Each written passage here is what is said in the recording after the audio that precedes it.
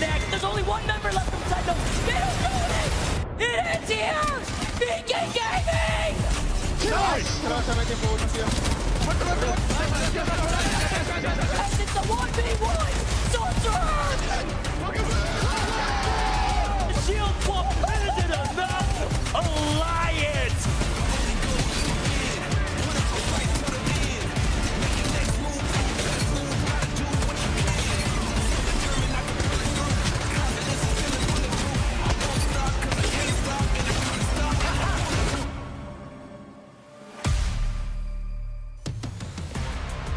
What's up, everyone, and welcome into ALGS Match Day number 8 for the EMEA region. I'm your host today, Spider Tip, and I couldn't be more excited, but it's starting to come down to the final wire, y'all. Alliance, all these teams from Group A, it's gonna be their last match day showing. So what is it gonna take to lock in all of your spots? Of course, I'm not gonna be doing this alone. We got some amazing casters that are gonna be lined up for y'all, ready to call all the actions. So let's get Dia, let's get Graceful in here. Guys, it's been so long since not only have I seen you, but also Graceful, since we've duked it out in ranked. We got a lot of things coming for us, but Dia, how you feeling about today?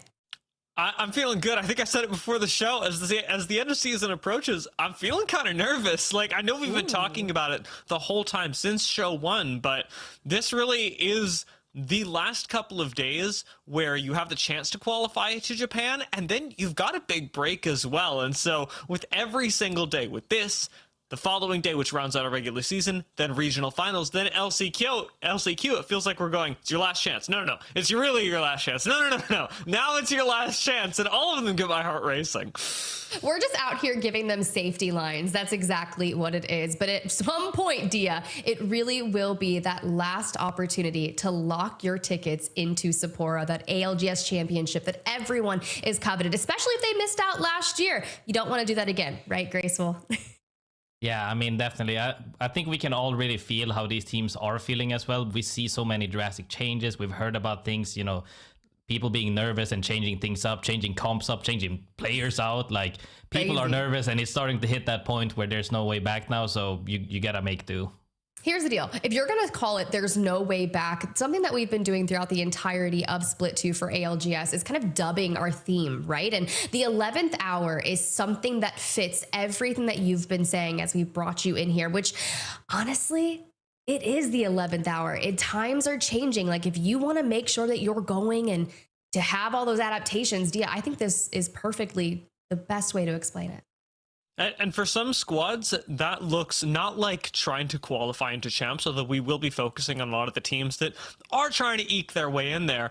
Yeah. But for many squads around the world, it also means approaching the form that you want to be playing champs and the roster, like Graceful was talking about, that you want to be playing with, because there is a lot of wiggle room with all of these players and rosters, and I'm sure there are going to be meta changes before we arrive in Japan as well. But what does a team coming out of Split 2 look like? What does a team look like at their peak when they're preparing for an international competition? That's the 11th hour that some teams are focusing on, where others are playing a little bit of a riskier game. Yeah, I've definitely seen a lot of roster mania going through just to even eke by, like you were saying, to potentially get that chance to even showcase themselves on a global stage. Speaking of showcasing themselves, let's go ahead and look at the highlights from Match Day 7 EMEA region. Now, there were a lot of stellar moments as you kind of just bring it into the final 2 FaZe clan here at the end. This is just one of those typical end games that can easily be thrown, but if you have that high to low ground disparity, FaZe should easily clean this one up. So, PK in hand from Nags in a couple roundabout ways. Someone looking to make an approach towards the top, but a nice, easy cleanup. So pretty standard end game situation for Ronin here, looking to do the same. Something about PK, something about all of these fights around these covers, the bubbles, the craziness that we've been witnessing, and then Alliance here as well, showcasing a bit of their skills. Ooh, effect. Let's see. Let's see what you got, my man.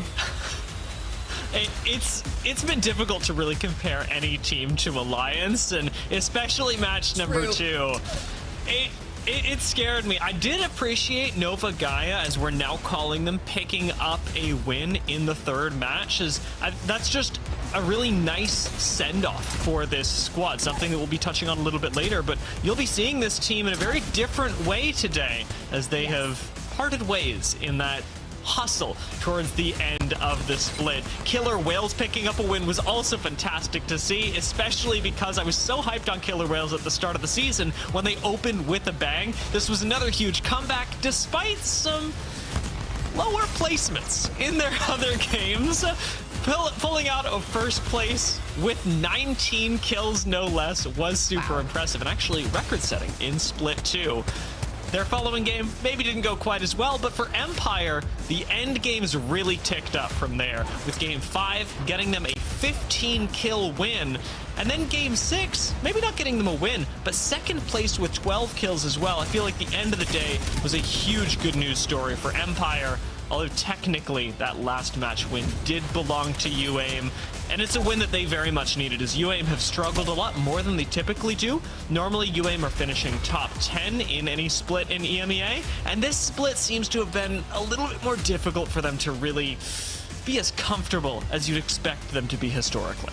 But I feel like you could take that sentiment and apply it to the large majority of our teams as they're looking to adapt. But here are your top fives from match day 7, kind of after you saw those end game circles. You do see those powerful performances from Empire Gaming, that 15 kill win over on World's Edge, the Killer Whales first place with 19. And then you mentioned, right, it was kind of the pop out of nowhere. Of course, match number 6, they get that third with 7 kills. But I would like to see a little bit more of a level playing field, maybe raise their floor in general, not have those 20th with only 2 kills. We've got to just kind of bring it up and bring that average. A quick note on the Killer Whales victory as well, because I mentioned in passing that it was record breaking. King Victor, as of that game, holds the record for kills in a single game during Split 2 worldwide. 12 kills in a single game is the bar to pass, and I think it's really nice that we're able to get, again, big performances like that from a squad that is extremely up and down. Yeah, we know where their bar is, but it's raising that floor to meet the bar and keep challenging that consistency. I can't wait to see what they do here today. Now, another thing that we've been working here now, Graceful, this is where I'm going to throw it to you, because this is a really fun moment where we get to kind of teach our viewers something that we see every day in our play of Apex, but also we can see how it pans out for our pro players throughout the day. So tell us what you want to kind of lay down the law about. I mean, mainly what I've been thinking about is making it easier for everybody at home, and also something to take away from here where you can just apply it immediately to your game. So, you know, the first thing that I wanted to take away was, you know, the roles of Apex Legends. Like, what does it actually mean to when people keep hearing, you know, frontliner or fragger, refragger, or anchor in this case? I want to touch a little bit about the subject of anchor specifically. So what I put down here was essentially 3 small tips of understanding what a role is for anchoring. And one of the first and foremost core one is holding space and moving the base. Your role as an anchor mainly focuses on making sure that your team have a playable area. This typically comes up in the short form of setting up traps like Watson fences, catalyst spikes, caustic barrels, but it's also important to note that you have to be ready to move the base as well as your teammates and your IGL finds new spots to set up in.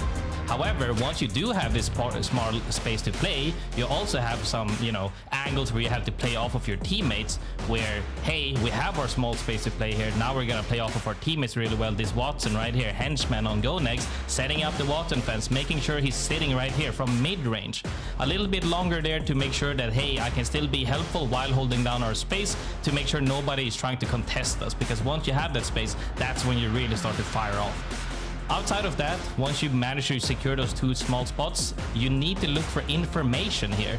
Well, what I mean by this is that when you're standing in your safe spot and you have your area, your IGL is mainly looking to make small decision making and find information. You as the anchor can also help with that, saying, hey, these guys are perhaps fighting over here, they might look to rotate, giving out small helps of calls there to make sure that you can alleviate a little bit of that IGL decision making to help out.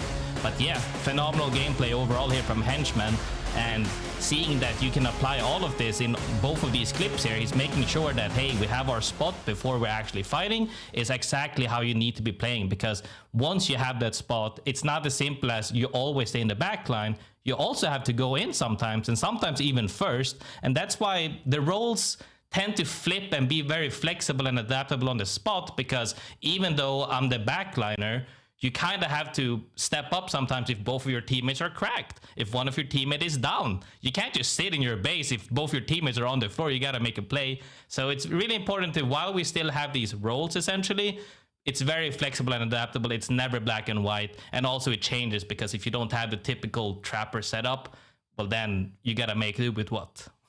Honestly, Graceful, I love all the analysis there, but I feel like the last bit of that got a little personal, and I'm not sure if you were speaking to me exactly, but you know, I definitely swing in there with a PK. What do you mean? I'll channel my inner henchman, but Dia, I would love to get your thoughts kind of on everything that Graceful just said. Yeah, I think it's one of the things, I was glad that we brought up henchmen specifically with the video clips, that we can keep our eyes on today during the course of the match day, and just think about what teams and players are really reliant on their anchor and what anchors are able to step up to the plate, because henchmen is such a good example, and GoNext are a team that have been hovering near the top of EMEA. I'd say even challenging for the crowd. We can talk through that a little bit later on, but a big part of that is going to rely on how exactly you're organizing roles. We praise henchmen a lot for the anchor play, and a reason we wanted to start with the anchor today is because a lot of things branch off of this. Only once you have a strong base can you build on it, and henchmen's really allowed the rest of the team to do that. And as I see here, like these are the things you were talking about more specifically when we had the graphic up that kind of broke down the 3 steps of what we're looking for in an anchor.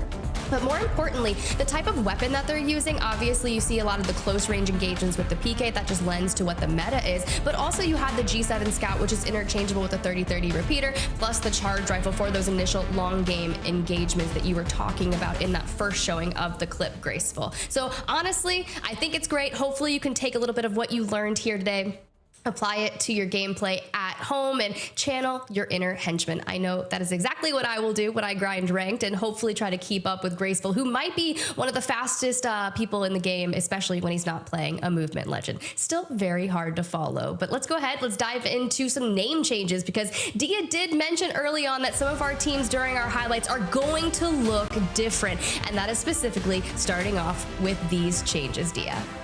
Yeah, the 07 breakup, I'll be honest, was difficult for me. I got really attached to their miracle run attempt in Split 1, but now 07 will be going as Nova Gaia, with Nasky leaving the team and Taxington and Tyler joining Kashera. This honestly is going to be still definitely a team to watch, but a big question for me is going to be, what does this look like? Because originally Nasky and Kashera got together because they were both struggling individually. Now Kashera's got a team of his own again.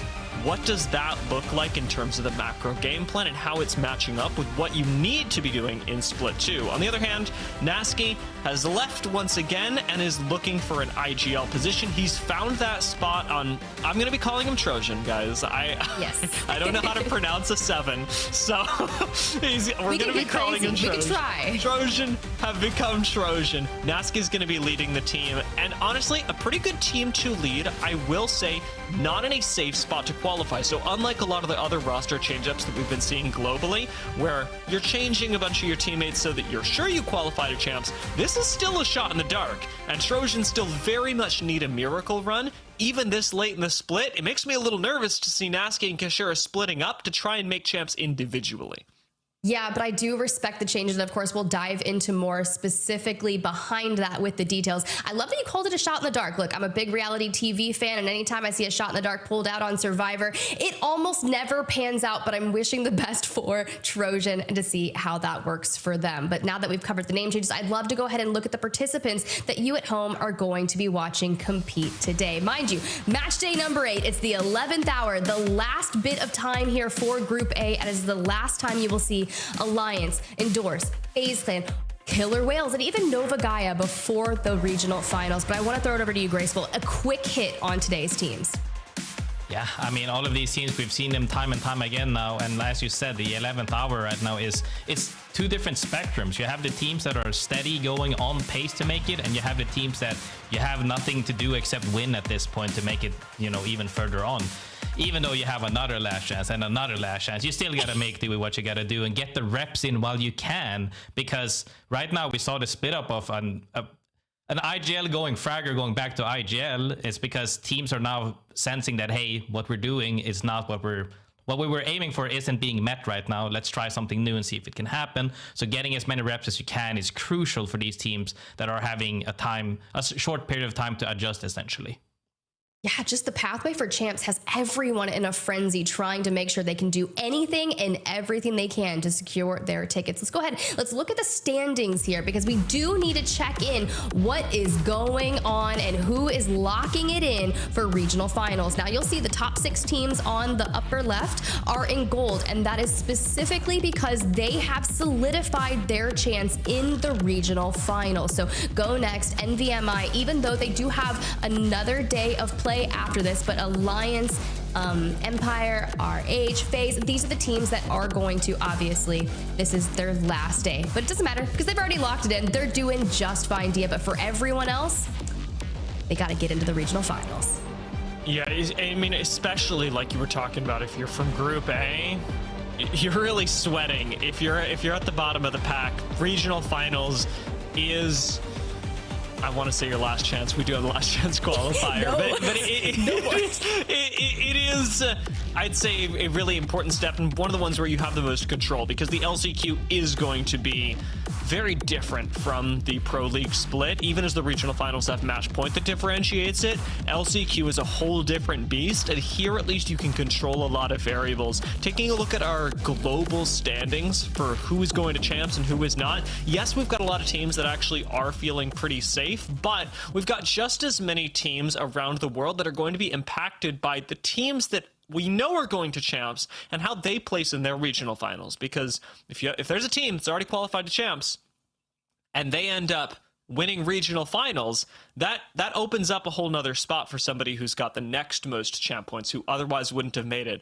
So we're watching teams not only who are racing to the top race and actually qualify via those points, but even those teams that are making up a little bit day by day and trying to put themselves on the bubble, because regional finals are going to impact that too. You really never know what you're going to get from regional finals. That's the one thing that I've learned throughout the ALGS history. And another thing that I'm going to be racing for specifically are championship tickets to the ALGS here in Sapporo. I missed out on it last year, so if you did as well at home, make sure that you're locking in your tickets, because of course, ALGS is coming back to Sapporo, and we want to give you guys a bit of that information on where you can get your tickets locked down for the big event. Ticket sales will begin next week live on our ticketing partner site, Zaco, on October 11th, 1 a.m. PT, 4 a.m. ET, and 5 p.m. JST. It's going to actually be occurring during the regional final of Split 2. So you can find more information on that day as it nears on ALGS website's Year 5 Championships page. See all the latest information about champs there, from tickets to exciting news and more. I hope to see you guys all there. It's gonna be such an amazing time. If you think back to just even the opening show that happened in Sapporo, it was one to be remembered, definitely for the history books, and I think everyone would be remiss to not be there to experience it for themselves. But enough about that. I'll keep you guys up to date as that day launches. We've got some more things to discuss here, because if you want to watch it your way at home, Face It Watch is the best way to do it. Now, I'm a mobile connoisseur. I do love to pull it up on my TV. So I'll have kind of Face It with my POVs up on the screen, and I'll be sure to grab the map feed on my phone to make sure that I'm keeping tabs of all the rotations. So you can do just that, but make sure you check the website, fce.gg/FaceItWatch.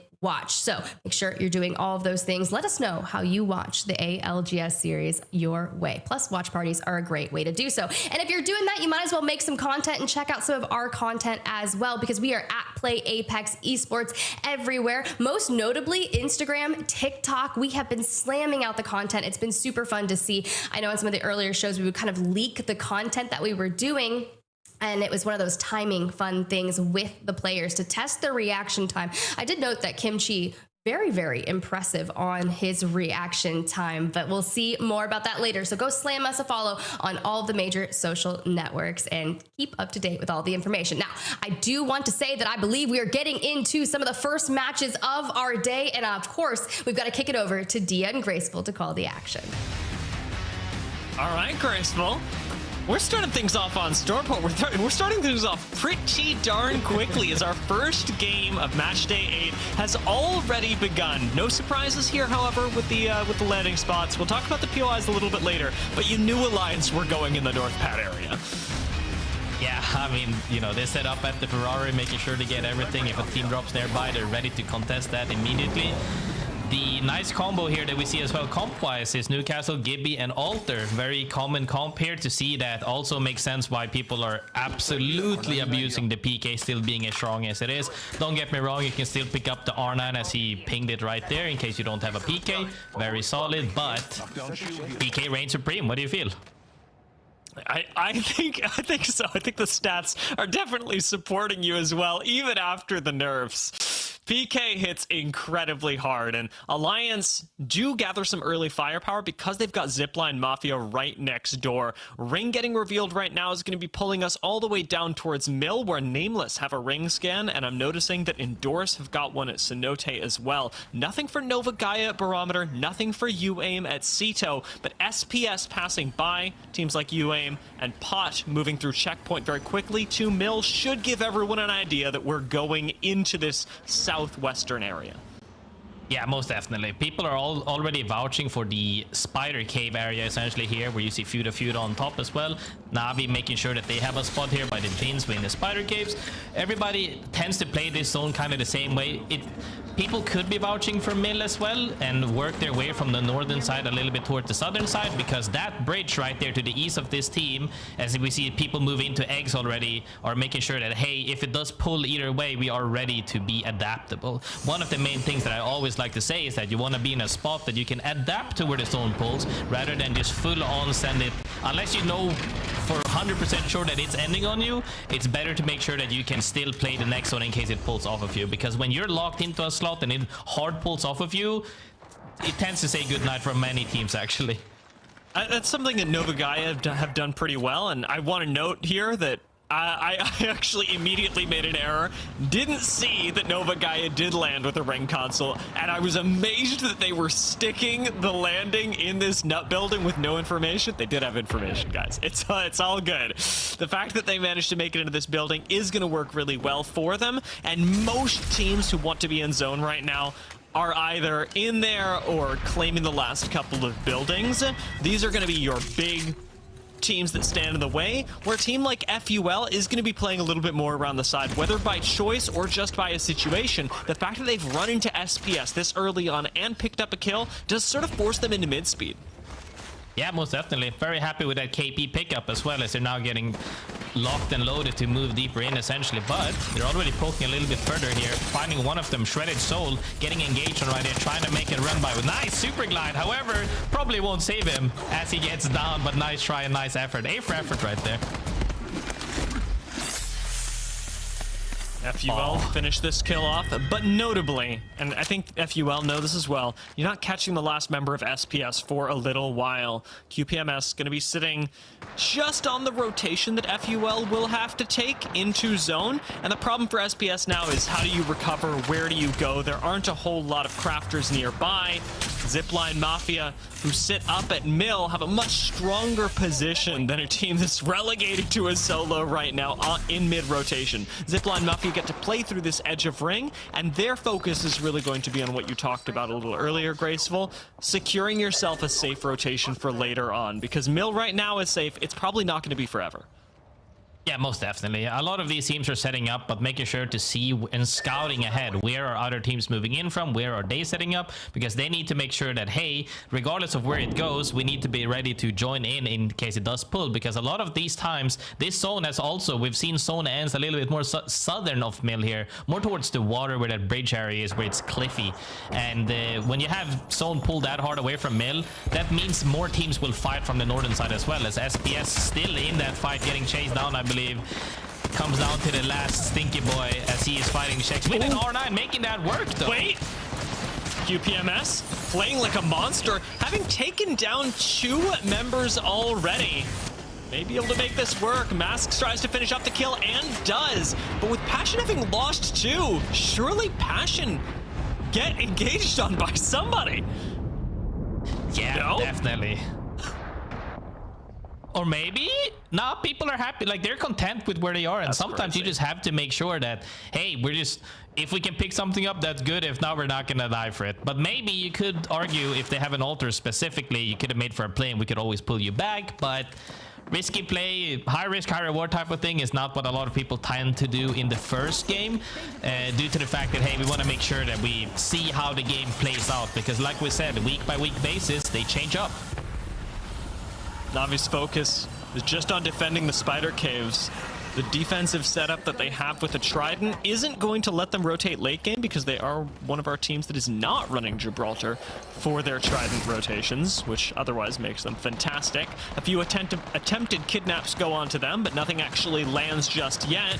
It does appear that Passion have reset. Unfortunately, still losing one as FUL finally make the rotate out of Cito, and we'll get to collect some loot off this body. Yeah, they're taking their time, making moves here, getting some loot, getting some utility there. Passion, however, still running. Poor Shex right there, down to one last man standing. And that's always the scary part, is that when you're, at least when you're in dead center zone, you know that teams are not bound to ape you, because they're just making sure we see where the zone pulls. And the zone pulls, like I said, a little bit more towards the southern side. It could pull back up, but we see Nova, Gaia, Navi specifically, GoNext, all of them are in what I considered power spots, where you're gonna be able to hold there for a long time, whereas every other team that has to move in are forced to take fights, and that opens up for a potential 3-piece and maybe just scouring for some KPs along the side of them. As Passion moves towards Barometer to hit the Crafter, eventually regain their fallen teammates again. NVMI Killer Whales fight happening up in the northeastern side. Gonna be really interesting for our teams that have chosen to play hard edge, where almost everybody else, including unfortunately Endorse, who have just fallen, really wanted to be in zone.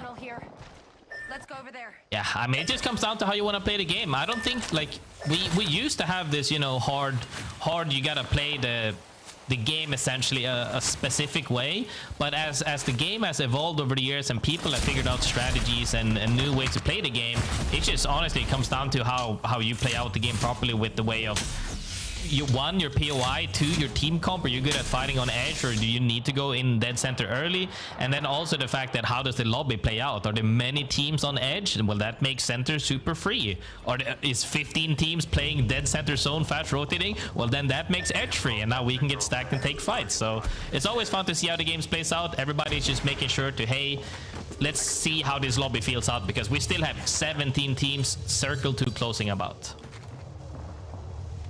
FaZe have actually found a member of VCGO, who granted is just scouting things out. VCGO have made really good use of the Wraith portals so far, but unfortunately they forgot that they just had a team next to them. I mean, VCGO went for a kidnap earlier on this exact same team, and now have to take the portal back. I'll be honest with you, Graceful, this is a big fumble out of VCGO. This is why it's super important to actually scout ahead, even though you said they had that knowledge and maybe they were like, maybe they're gone, but you can't make that mistake. That's a big mistake in this level of lobby, to where you have to make sure. And they weren't even getting pushed out just yet either, so I don't know where the rush was at, because they had a Wraith that could face check and Q out, but caught off guard, immediately gets down, and then now they took the TP back and somebody wrapped their TP. Good night for them.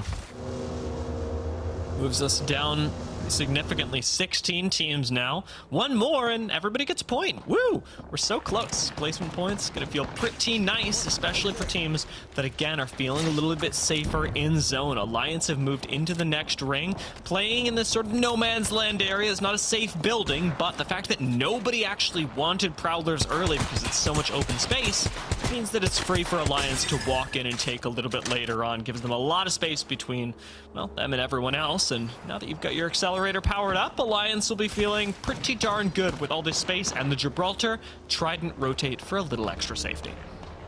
Yeah, Prowler is depending on how the teams are playing on eggs, could be a spot that's a little bit hard to hold. However, the biggest issue isn't that holding that area, it's like when teams have to move in towards you from that middle side, from that northern water side, to be able to hold that without getting thirded is the hardest point, because you have to end that fights fast, because extended fights means you get thirded most likely. However, speaking of not being extended too long, they're just chilling right here in the choke right now, waiting to see the next zone pop. As we see, does this go south? it does pull towards eggs instead, towards that water area. Now Alliance is feeling really good. However, depending on how the teams from the eastern side of them are going to engage, they might look to clean up their side so they have a backside safe, or they're going to get engaged on and they could easily get thirded or fourthed. Trojan and Nova Gaia, the two teams we were talking about, side by side, the same teammates right there, or have the same macro essentially, are very happy with this zone, as everybody else essentially has to duke it out, whether that be on the north side, whether that be on the east side or the southern side. I can't believe that we're seeing this. The Trojan Nova Gaia rivalry, I guess. We'll talk about this a little bit later. Great zone prediction out of both of them. For teams like NVMI, for FUL, who are outside of zone and have limited space, especially safe space to play. Notice Killer Whales and On Dogs. Everybody in this northeastern section of the zone, they are going to have a really tough time because mill teams and even Godrock teams like Passion, Nameless, and FaZe Clan should be able to hold everyone out really effectively. So NVMI and FUL, they're fighting amongst each other, but for the spoils of what? What do you actually get after this? Are you looking for KP? What's your game plan after it? Yeah, I mean, I think what they're doing at this point is that they have 10 seconds until the zone move. They have to scout ahead, and then now that they see several teams here, they have to just take a fight. At this point, when you're stuck in a scenario to where you have to fight or die, you always go for the 3 KP regardless, plus extra placement point. But if you can, you want to try to get past that to see if they have anything to play for. As other teams are moving up, they're making sure to scout ahead right now, walking through caustic gas, but that shouldn't stop them by any means. NVMI's Kazakh has already used his Stinger Bolt, so a little more utility expended to make their rotation safer, while FaZe, stuck in the center of zone, are actually getting a lot of attention paid to them as well. GoNext have set their sights on you, and we highlighted GoNext. They are a team at the top of EMEA. You're certainly not going to stand in their way now. Nag's taking a little too much damage, will fall. FaZe go down. And around the outside of the ring, things are not looking too much more comfortable for Killer Whales, who have now lost one. And have to fight off the top of this rock with, again, absolutely no cover and teams in every direction. Warrior turns around, fries and gets fried as NVMI come up and shoot him in the back. FUL will fall. NVMI now take this rock, and Killer Whales run for the hills. That's what we said about the timing of walking in and seeing what happens. And when a fight breaks out, there's no better timing than to fight for that rock right there. They get the free knock essentially, while one of them was already down, get a spot in the next zone. Now they're feeling really good about themselves, even get a couple of kills as well. But now the fact that they still have to move further in, they can still scout ahead from this big rock right there. That was a really nice double Stinger Bolt. That's all I'm thinking right now. NVMI pulled off the rotate, and SLR, who have sat on top of the spider caves for a long time now, have to think about their rotation in. Unfortunately, Navi have started paying attention to them, and SLR were completely unprepared for the siege that was coming for them. Wiped off the face of the map. Navi are making good use of their extremely aggressive composition. I mean, yeah, that EMP and swing was enough for them to immediately wipe them. But speaking of swings right now, here in middle, a fight is breaking up between Pot. Prestis is looking bad right here. It's going to be a little bit tough, though, because I don't believe they're the only teams on this side. We already saw NVMI behind them as well, as they get sniped by Nasky as well. Everybody's fighting for there, and this is what I mean. When you're on this side, it's collapsing. Oh, God. You're going to get shot by absolutely everyone, and you have to be careful.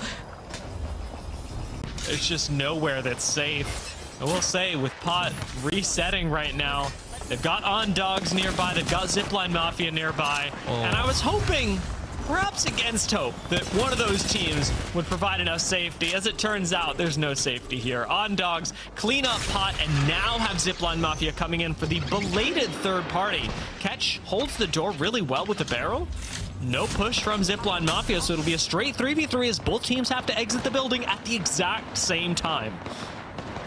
I mean, that was some nice R9 action. Happy to see some more action rather than just only PK. However, Caustic playing flatline probably isn't what he definitely wanted for sure, but Nameless made it underneath the egg. Have a spot right now where that's in the next zone potentially as well, as they just need to hold out everybody else. Sip right there. Sip by Mafia is getting shot. They were fighting NVMI, I believe, on one side.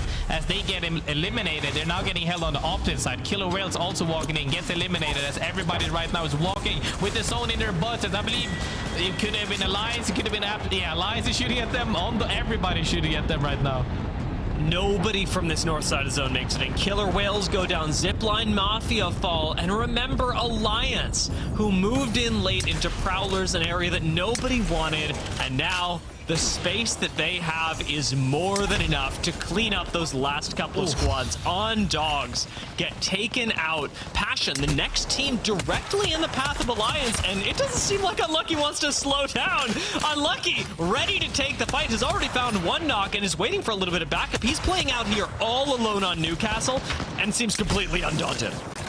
I mean, I think his teammates, as we saw about the anchor before, right now they essentially have two anchors staring them down right now with the marksmen. It sounds like Peters and Scouts are shooting at them. They break the wall, and Unlucky is more than happy to play it by himself right there with that Peter PK right there, making sure to say, hey, grab as many KP as we can, because they actually, in this zone right now, not the next zone, they're owning about 50% of it, and they're just making sure to, hey, hold our space and poke everybody, because everybody else is playing small. Alliance is playing big with space right now, making sure that nobody else can essentially breathe. And that's how you rack up the KP. You force other teams into each other and see if you can pick somebody off while they are forced to fight.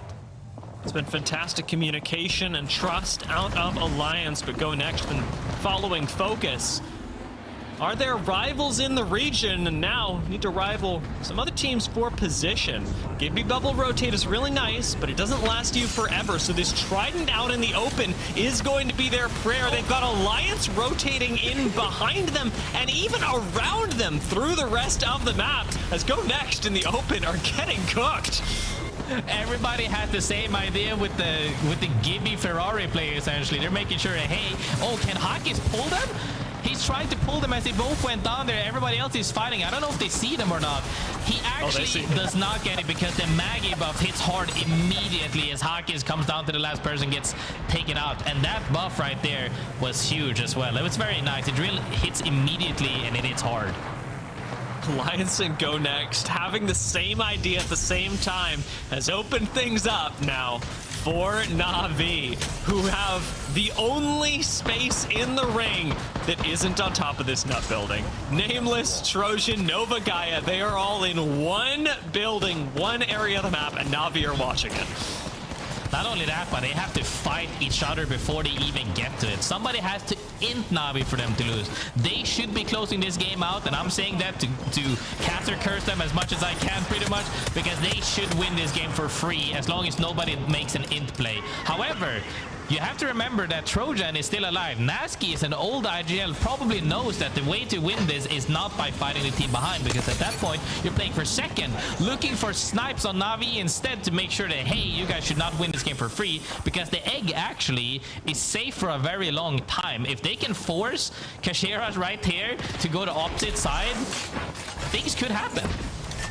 Now, Navi's composition actually becomes really important here. Na'Vi don't have a Gibby bubble. They've got Bangalore, they've got Crypto, and they've got Maggie. Very aggressive comp that doesn't have a lot of ability to hold space. Outside of things like smokes, if they get forced out of from behind the rock, before anybody comes out of the nut, Na'Vi are not looking good.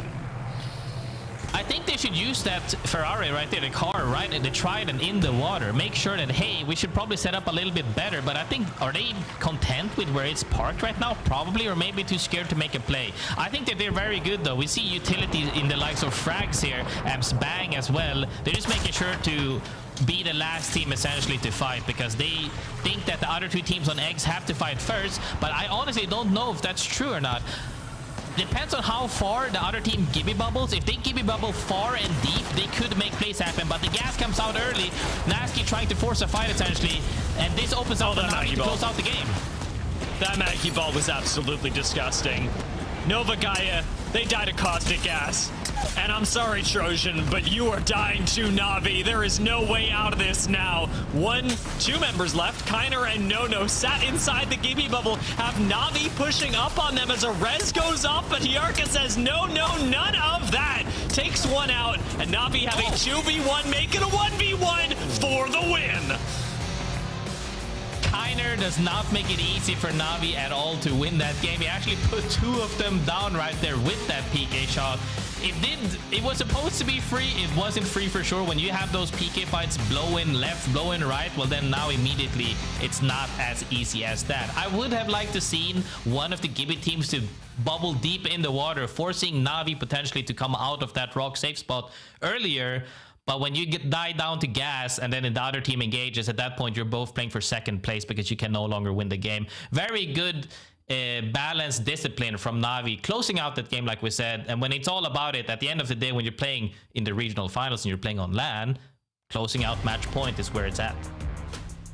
The Maggie Ball really made a huge difference there as well. For Na'Vi, it is not just the 12 placement points, but 12 kills to go alongside it. A 24-point opener. Trojan and Nova Gaia, however, the big story coming out of this game. These two history EMEA IGLs split up. Nasky and Kashera, who were making perfect zone calls together and apart. It doesn't seem like that's stopping Grace. Yeah, I mean, definitely. And now seeing the top three from match one as well. Na'Vi, Trojan, and Nova Gaia. Two of the teams we talked about earlier having history, like you said, but we can't just not talk about Na'Vi. That play was phenomenal. And also adding to the fact that you're now playing Maggie as well. All the other teams are kind of bunkering down on the comps that they're more familiar with. Na'Vi not being afraid to pull out the Maggie is a really good thing, especially now, by the way, they're running crypto Maggie. That means they're double denial. They're so scary when you're playing a team that's trying to like bunker up, play defensively, and then they're just running through you. It's just, I mean, it worked for them. It worked for them.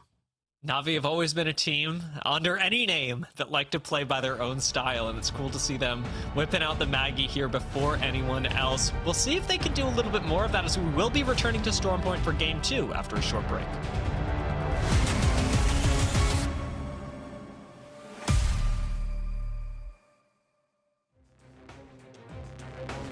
We're going to see Source Gaming ending up going down, which means BCG are the last team remaining. Peacekeeper in the face. Limo goes in. Heck is going to go down. This could very quickly turn away. Oh no! It has not gone to plan for BCG. Cupid Esports third party, but this is a great reset from them. As we can see, the fight is starting to kick off here. We're going to see Cupid Esports going down. Wolves Esports should be able to take this and clean up the chaos. We are going to see the final moments here. It is Selka in a 1v3, can't get it done. But it is the Wolves who continue to spray on down, keep going. Gonna try and push over the cross of the edge and see if they can find themselves the last fight. It's a 3v3, and right now it's the Gibby that falls. Not gonna be able to make any work here. Sacto the last left alive. And Sacto cannot do it. The Wolves have come in. JD Gaming on this high ground, just need to time their third party and they should be able to walk away with this win, but it's not guaranteed just yet, as there are still two teams up. Boogie Borders will go down though, and it leaves us in a 3v3. Oh, but you're already on the high ground. JD Gaming, get this for practically free.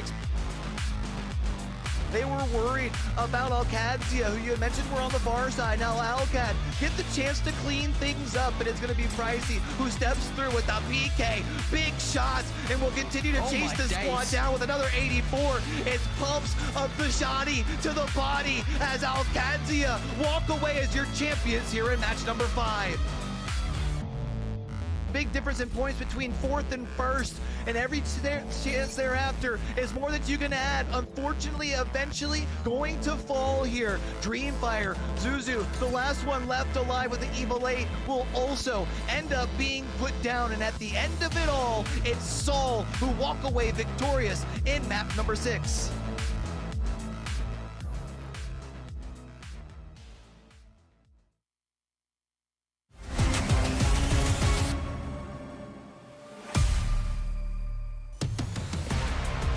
Welcome back to the Apex Legends Global Series. It's EMEA Match Day number 8. We sent Graceful on break, and I basically hijacked Dia to bring us through this one. Look, that was an epic first match, and I can't believe 12 kills, 12 placement points, a massive 24 points to start the day off. But Dia, I think we need to kind of break it down specifically. As we did kick off on Storm Point, we didn't get to touch on this at the top of the show because we're just going to cook through these games here today. But the POI draft, and I think a lot of this alluded to the success that some of of our teams, especially those earlier rotators, had in map number 1.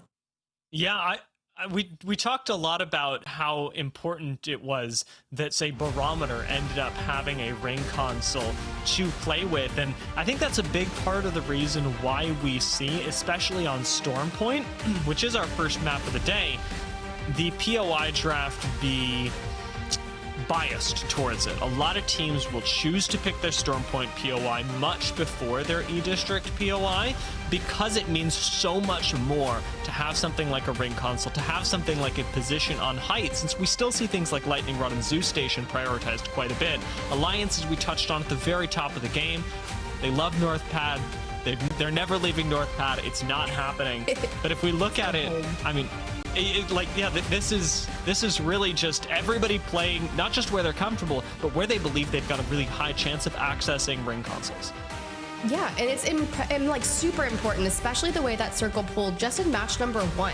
It could immediately look at it. Of course, you've got Mill involved in it, Spider Caves and the bridge, and these are all really difficult areas to traverse on Stormpoint, especially with the current meta that we're in. And something that you guys noted specifically is when you're looking at Navi and you're like, hey, you know, they don't have those legends that are going to be available to allow them to move on through. They're playing hyper aggro and kind of coming in from that northern side, but they've got priority. They were right there and didn't even have to move. So to find 12 kills when they didn't even have to traverse even like a half of Stormpoint is crazy, Dia. And it was really difficult for Navi as well, because in that not POI, basically, the village outside of Mill and Cenote, they don't have a ring console. They don't have a legend that's able to give them that extra information. The only thing that they have is Crypto, who can hit the survey beacons or the man scans and see where everyone else is and what they're doing. With that information, Navi ended up playing Spider Caves super early on and then rotating out. But the fact that they were able to predict the zone based on how everyone else was moving and how quickly things were happening around them and still play a good position and turn that into a win is some pretty impressive stuff. I say that's some LAN winner behavior. That's some Apex Legends Global Series championship winning behavior. Ooh, okay. Are you manifesting here? I think we should break it back down, right? So here's the final circle, match number 1. Now, a lot of this Navi success stemmed off the back of the fact that Nasky dives down, immediately starts investing that gas early on, and once they fight, a critical Maggie ball, which you highlighted so well during that cast, was the walk-up they needed, because they needed that opening to be able to not only get to this trident, but to close the gap and get underneath this egg. Navi sliding into the Gibby bubble, I'll be honest, did make me nervous, but I want to highlight here that Trojan, I think, made a really good play. It's easy to come away from this and go, yes, Navi won the game, so they were simply better. I think that Trojan playing for second here was not a bad call at all, especially because when you consider it, the difference between first and second is 3 points. And Trojan, at the point that they jumped down, had already gotten a knock and a half to Caustic Gas, and were confident in their ability to take out Nova Gaia and claim the 3 KP. It does mean that they more or less equalize points with first place. Giving up a little bit of KP here, getting second place is not the worst thing in the world, especially because it's a marathon, not a sprint. Yes, this first game is important, and it's great for Navi to get the win. All credit to them. I want to highlight here that I think Trojan did a really good job in decision-making in that final ring, deciding not to jump out, not to try and play for first and get greedy, but instead to take the team that they already had half dead. And I also like that you say not get greedy, but they kind of did by dropping down and capitalizing on those 3 kills. It is still more because they walked away with 8 kills at the end of this to go alongside their placement points, which I think is still one of the best ways to maximize your performance throughout the day, especially off the back of a lot of these changes. Now, I know we were looking to highlight that team specifically at the top of the show off the back of the roster changes and splitting away from 07 and splitting away from Kashera. But there's a reason, right, Dia? We saw the tweets that came on out. There was a specific moment in time where he was like saying, hey, I'm Nasky, I'm an IGL, I'm storied. We want to make sure that I play with this roster and have our best chance to potentially go to champs. That does seem like the journey they're on. I will say this zone particularly was right next door to both POIs. True. I really wonder, and I think the test for both of these IGLs is how adaptable they are when things pull a little further away from them. A lot of the IGLs that have been playing for a long time in any region should know how to win a zone that pulls pretty close to them. With 07 playing out of Trojan, Tro07 Jin playing out of Downed Beast, and then formerly 07 Nova Gaia playing out of Barometer. They both had ring console. They both had quick rotates in. Relative to the rest of the map, this was still an impressive game, but a relatively easy one for two IGLs who have defined themselves via a zone style. If we go Lightning Rod, if we go Zoo Station, even if we go Stormcatcher, I want to see how this changes and how these IGLs have evolved in their time together to now play a part in a challenging situation. Well, let's hope that we do pull to some of those further destinations for them to be able to see how it will adapt. In the meantime, we are going to check out a top 5 video. I cannot wait to see all of the action here. Throw it on over. Push him out! Pick down, pick down, pick down, pick down. Go crazy. Play do it, play do it, you can win the game! Play do it, you can win the game!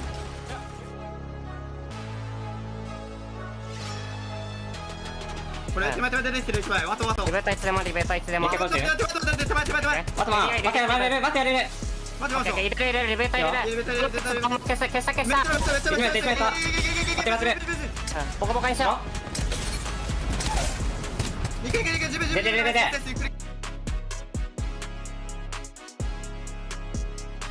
79. 90 no game, 90 no game, 90 no outro. Olha aqui, 60. Matei os 3.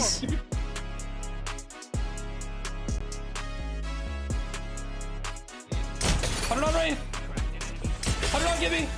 Help him. Kill one. Play stop. 90 on Watson. I did good damage. Watson down. Oh my god. Holy you idiot. Slam, holy.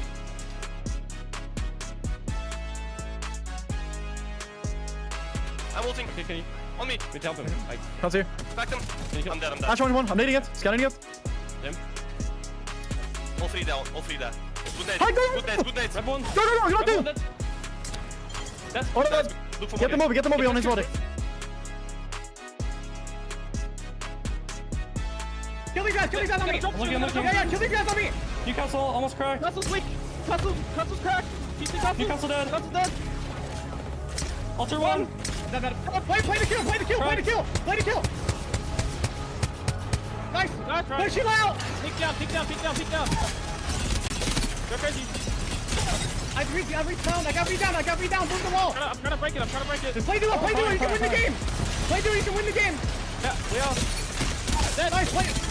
Nice team. Nading. I'm nading. Go to He's in the knockdown. I'm nading. King on me. Up. Let's go, baby. Come on. Oh my god. I just went insane. Good kill.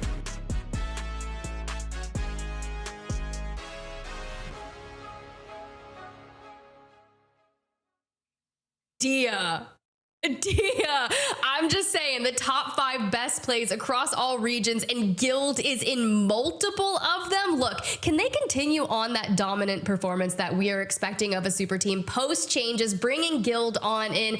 It's looking pretty good for them. Of course, we'll find out more with America's just a couple hours away. We'll get to see more of that action. But honestly, I kind of liked what I'm seeing, Dia, across all regions.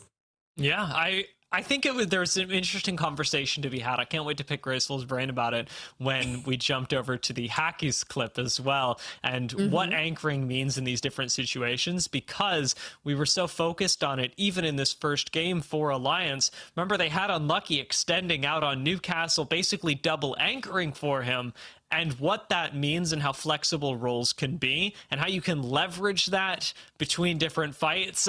There's a lot of depth to this topic that we only lightly touched on at the start of the show, and it's cool to see even in these clips, even in our first game, some of these roles start to mix with each other and be applied in different situations to bring your team the most success possible.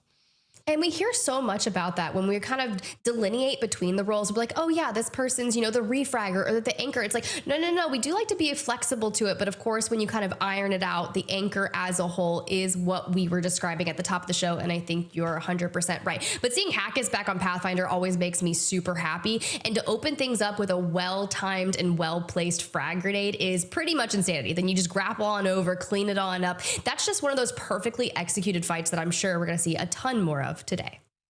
The Pocket Gibby ultimate is it will never die. I'm very curious how the utility impacts these games as well. I know that we talked a lot about this in the mid game with Navi actually making a push up onto, was it SPS? It was SLR on high ground outside of Spider Caves. The way that you're able to combo a lot of different things together is especially important on Stormpoint and with compositions like this. Now, however, with Caustic being removed, I'd say that your combos can land so much more. Gibby still is a big issue for teams that want to engage, unless of course you're one of the few running Maggie. But for a lot of squads, Caustic really holds you back when you want to get aggressive because he's so good at putting up defense, even keeping FaZe alone for way longer than they had any right to be. Yeah, and then of course, if you had 14 picks in match number 1, it's going to be evicted. Newcastle, a close second, 12 picks overall for our lobby. Who knows if we will lose him after this match? There's a likely, but if we're pulling Caustic out of it, I like that you talk about the defensive nature. You're going to be missing that. So all of our teams that do like to rotate off the ring consoles, get to their positions early on and just play God spot for a long portion of their time, you're going to have more difficulty holding down the fort. So kind of slotting back on in. I do love that you talked about the hyper aggressive nature of our players that are electing to play Maggie. And I think it is going to be integral for the success that we need here. And it was just also shown in that end circle from Navi in general. Maggie taking out both of those Gibby bubbles and playing spoiler, a perfect third party, a nice cleanup. Can they do it again? We talked quite a bit about what Alliance were able to do, about how the finish really excluded them. But one of the other teams that we talked about at the start of the match day was GoNext, who I wanted to touch more on, especially because we kept bringing up, here's GoNext. All of a sudden, they and Alliance play for the same spot and eliminate each other. What is this team that seems to be, I think, in my opinion, and hopefully the opinion of many others, I hope I'm not alone in this, challenging for the throne in EMEA. It's very strange to say that because the Lions have reigned supreme for so long, but GoNext have emerged as a team that hasn't been together for nearly as long, but are playing with an incredible amount of polish and actually statistically tends to do better than Alliance in a lot of their damage done, time survived. There was another one. Damage done. Kills was another big one. Average placement. They are just edging a little bit over Alliance in a lot of these metrics, and they've played less games.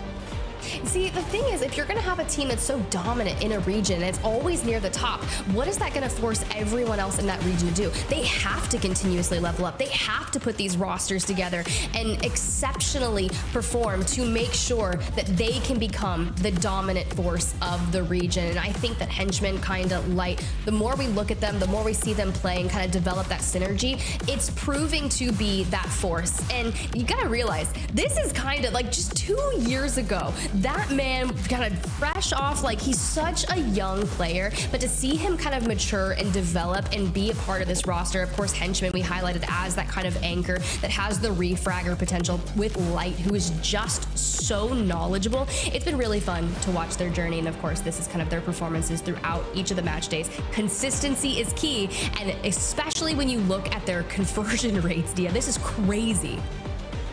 Yeah, and it's especially when you do the math on this, right? The amount of times that you're in top 10, 70%, the amount of times you turn that into a top 5, 70%, when you turn that from top 5 into a win, 40%, it comes out to them winning about 20% of their games if you just multiply all of those together, which is pretty insane.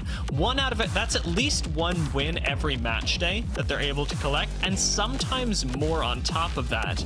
The fact that they're able to convert so well and actually make it into these and circles is going to be the difference between a team like GoNext, a team like Alliance, and a team that does fall a little bit further behind, where you'll see especially the top 10% take a big plummet when you're not used to, when it's your first split in Pro League, when you're not quite sure how to catch up to the rest of the lobby. Normally it's the top 10% that is the hardest to get a hold of because you're getting eliminated on rotates, but it's experience marked teams that are able to get that particular percentage quite high, and then after that it is just subsequent levels of whatever you do with however you get cream of crop. I don't know what that means. I don't know where the metaphor comes from, but however you remove cream from the crop is the 10 to 5 to 1.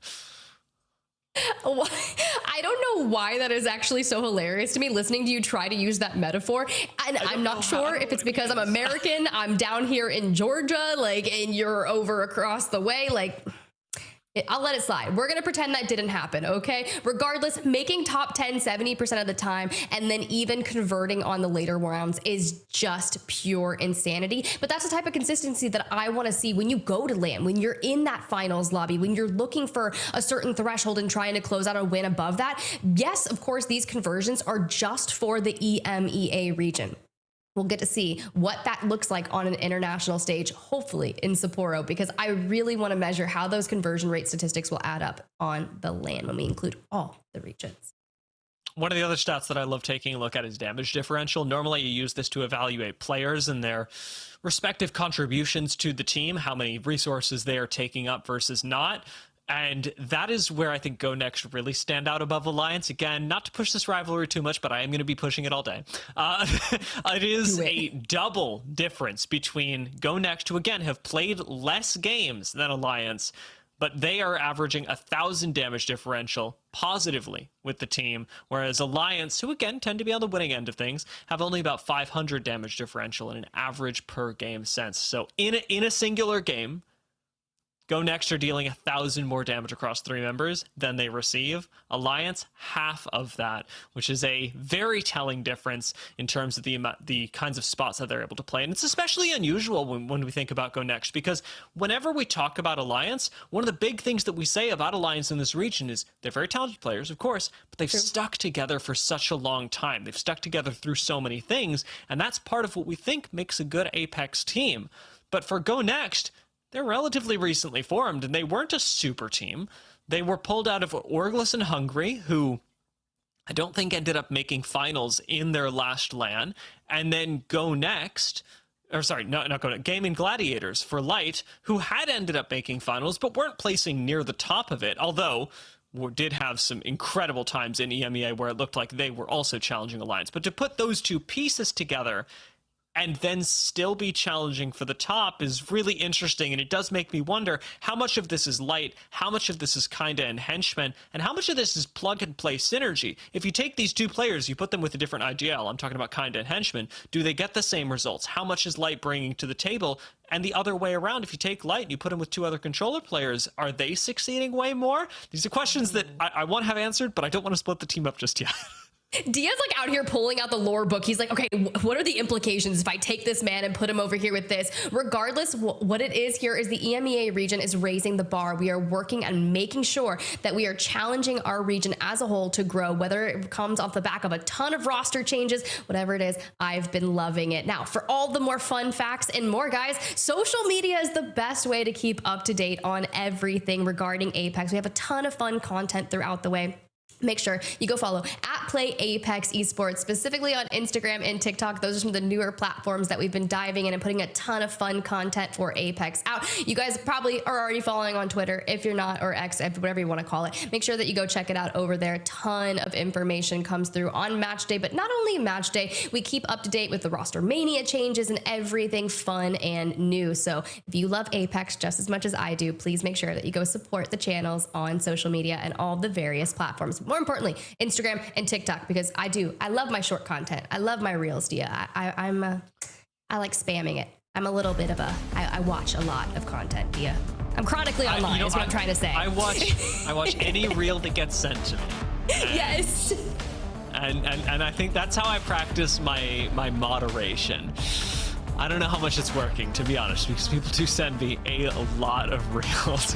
To bring this back to Thank you. I appreciate it, especially if they're Apex related. That would be pretty fun. To bring this back real quickly to what we're about to see as we jump into game number 2. We are thinking about this on the road to Japan, and as match number 2 starts, it's important to mention Na'Vi are one of the teams that after winning game 1 do actually have a bar to meet in order to secure their champs qualification. They do need to place 10th or better in the region in order to secure their spot in Japan. If they place bottom, which they're not going to, but if they place at the bottom of the region, they're certainly not making it. They are not the only team to have that requirement when we're thinking about not only these games but the regional finals as well.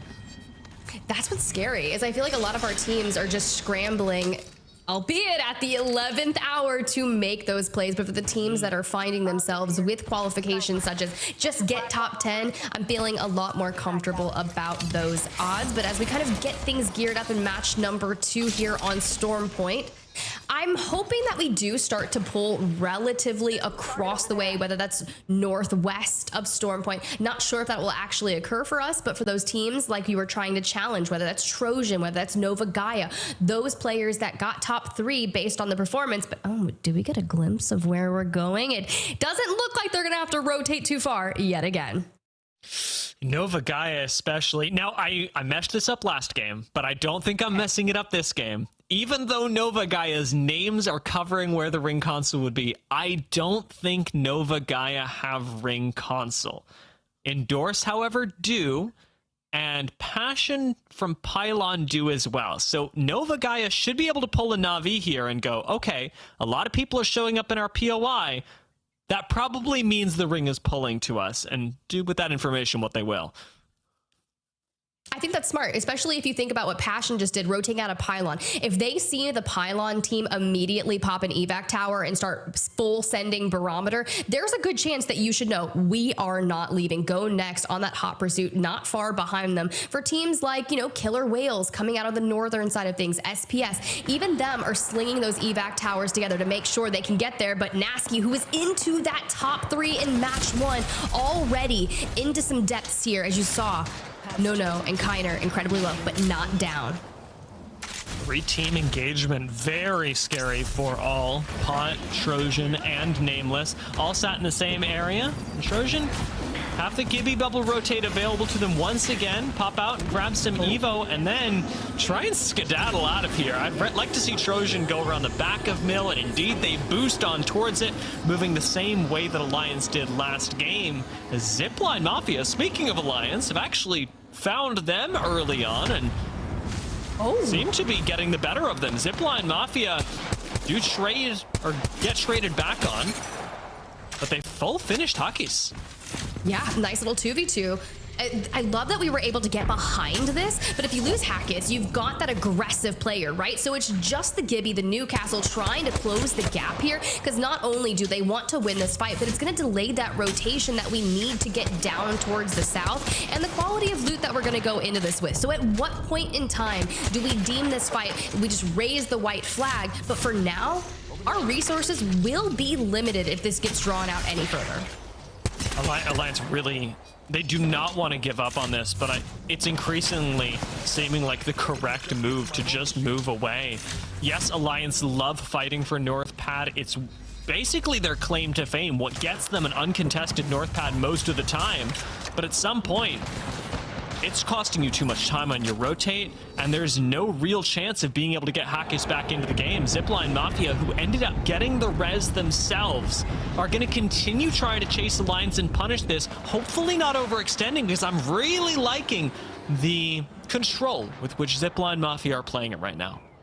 Oh, they're definitely using Excuse to kind of close that gap. You see some rotates coming on out just to make sure they're still alive, but they are laying pursuit to Alliance. If you're still in that 3v2 situation after getting that res off on one of their members, you're feeling confident in this. You want to make a statement that you just can't come over to North Pad, make this your stomping grounds, and just think you're going to get it for free. And as you see the delineation between all of this, they're not alone either. Alliance is going to be in shambles this match.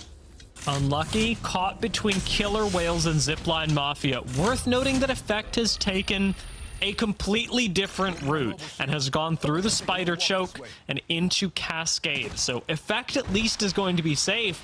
The question now is, you know, is Unlucky going to be taken out? How are they going to group back up? Because these are two immobile legends, and I presume that Alliance don't have their Trident anymore. It does seem like Unlucky's gotten out, rotating towards the wall. Yes, he's got a few teams in his way, but maybe Alliance really do need to find a crafter, get Hackers back into the game, and group up. And when you have 3 things on your checklist and you're not even in zone, you're not even thinking about the win, this is just bare minimum to play, I will say it's not looking good, Div. We're just looking to salvage a game at this point in time. So whether or not that's Unlucky going to wall, hitting the crafter, hitting and reviving up there, and then rotating on in, or do we let Effect have that answer? Regardless, Pot, we got Oilrain down on the ground. Prestis and Task are still up. The question is, do we get him back on up? And we do. Coming inside, I love that you've got that safety, but this is the cost of still trying to carve your way in just on the outskirts of the mill, which means we don't have too far to go, but every team, for the most part, has moved into that barometer area, which means there's not going to be a lot of space to play for. So you're going to have to fight your way there, and it has to start now. GoNext, down to just 1 member. Kind of disengages through the south of Barometer and actually takes almost no damage for this, just barely getting his shield cracked right now. There should be a crafter, I'm looking at it, not over in Pylon, perhaps in Coastal Camp. Ooh, should be a rotation much further away, as unfortunately Pot are not going to get to do that. They just keep getting stuck on this rotation, keep getting members picked off.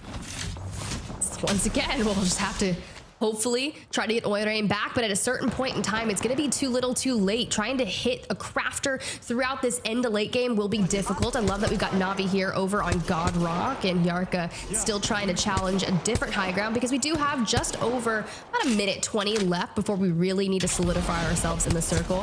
Thing is, what is our game plan? What are we playing for? They're still running that hyper aggressive comp, which being late and fighting for a spot makes sense to me, DS. They're going to throw the evac tower down, but I'm not even sure if they jumped on it. Maybe it was a distraction to allow them to walk on in. Check this out, down towards the south end of the map, Nova Gaia, remember, did not have ring console, should have been able to predict that the ring was going Barometer and hold a spot. Well, they didn't. They're sitting outside of Barometer right now and on a Trident trying to find their way into an extremely packed zone. Granted, they now probably have ring scan and are maybe trying to play mid-speed, but this is a good look for both Nova Gaia and Trojan, who are a little bit further off to their west, as to what this looks like when these two IGLs who've now split up aren't playing with zone advantage. It's crazy. They still end up in a similar position, though. They're not too far from one another. Neither of them will be inside that next circle. They're going to have to fight for it. So what does that look like for them? Of course, elsewhere, we've got Sheila going crazy onto Kiner. So you've got Trojan having difficulties, especially out of losing a member. This team rotating off the Trident, the Gibby Bubble connoisseur is like, this is what we're just going to be seeing a lot of today. Just thinking, is Gibby getting banned this match? No. Maybe. Newcastle's the most picked legend of this match. Let's see. Yeah, you are 100% correct. So more Gibby Bubble rotates for our players. It was Newcastle with 12. Gibby's only been picked 6 times this game. It's crazy because teams should be picking more Gibby, given how incredibly strong these Trident rotates are.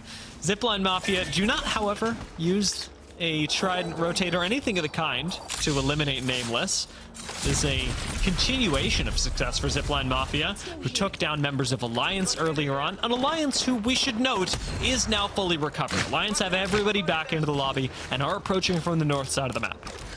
They'll just make a slow approach here towards this south area of the zone. But for ZiPLina Mafia, you've got to be feeling good. Not only did you bully Alliance out of their home territory, but you're walking away with 5 kills on the game thus far. And with 18 squads remaining, you're looking to clean on up, but you've got to get through Pot. Now, this is going to be a difficult fight because, sure, you can challenge Task and Oilrain on the high ground, which, by the way, welcome back, Oilrain. I was talking about how difficult it would be to get you back on in, but these guys, they do not give up. We are going with all of our members towards that next circle if we can. A big part of this was Oirain's Void Nexus that has let the team regroup up on Godrock, and with Prestis and the Watson fences that he's able to lay down, means that they're actually able to hold on to this high ground really well. I like where Prestis is playing. Even though this is on the edge of the map, it does give Pot a safe place to retreat to and to bully other teams from in an attempt to find a little bit more KP. Nova Gaia, who had that Trident rotate earlier, have picked an interesting spot that actually, funnily enough, puts them even closer to where Trojan were earlier, and they've swapped. Trojan have rotated deep into Barometer, and Nova Gaia have rotated to the western side outside. That is just actually hilarious. You almost, very similar macro. Maybe one was just doing some inside recovery work there to see, hey, maybe we'll play the exact same, but Alliance, the slow approach to the circle, is actually going to net them a beautiful mythic bin. So let's go ahead and see. Let's see what they get. Kraber. No Kraber. Respectable. Darn. Triple take? Wow. Good, though. We'll deal with it. It's perfect in Hackis's hands. Yeah.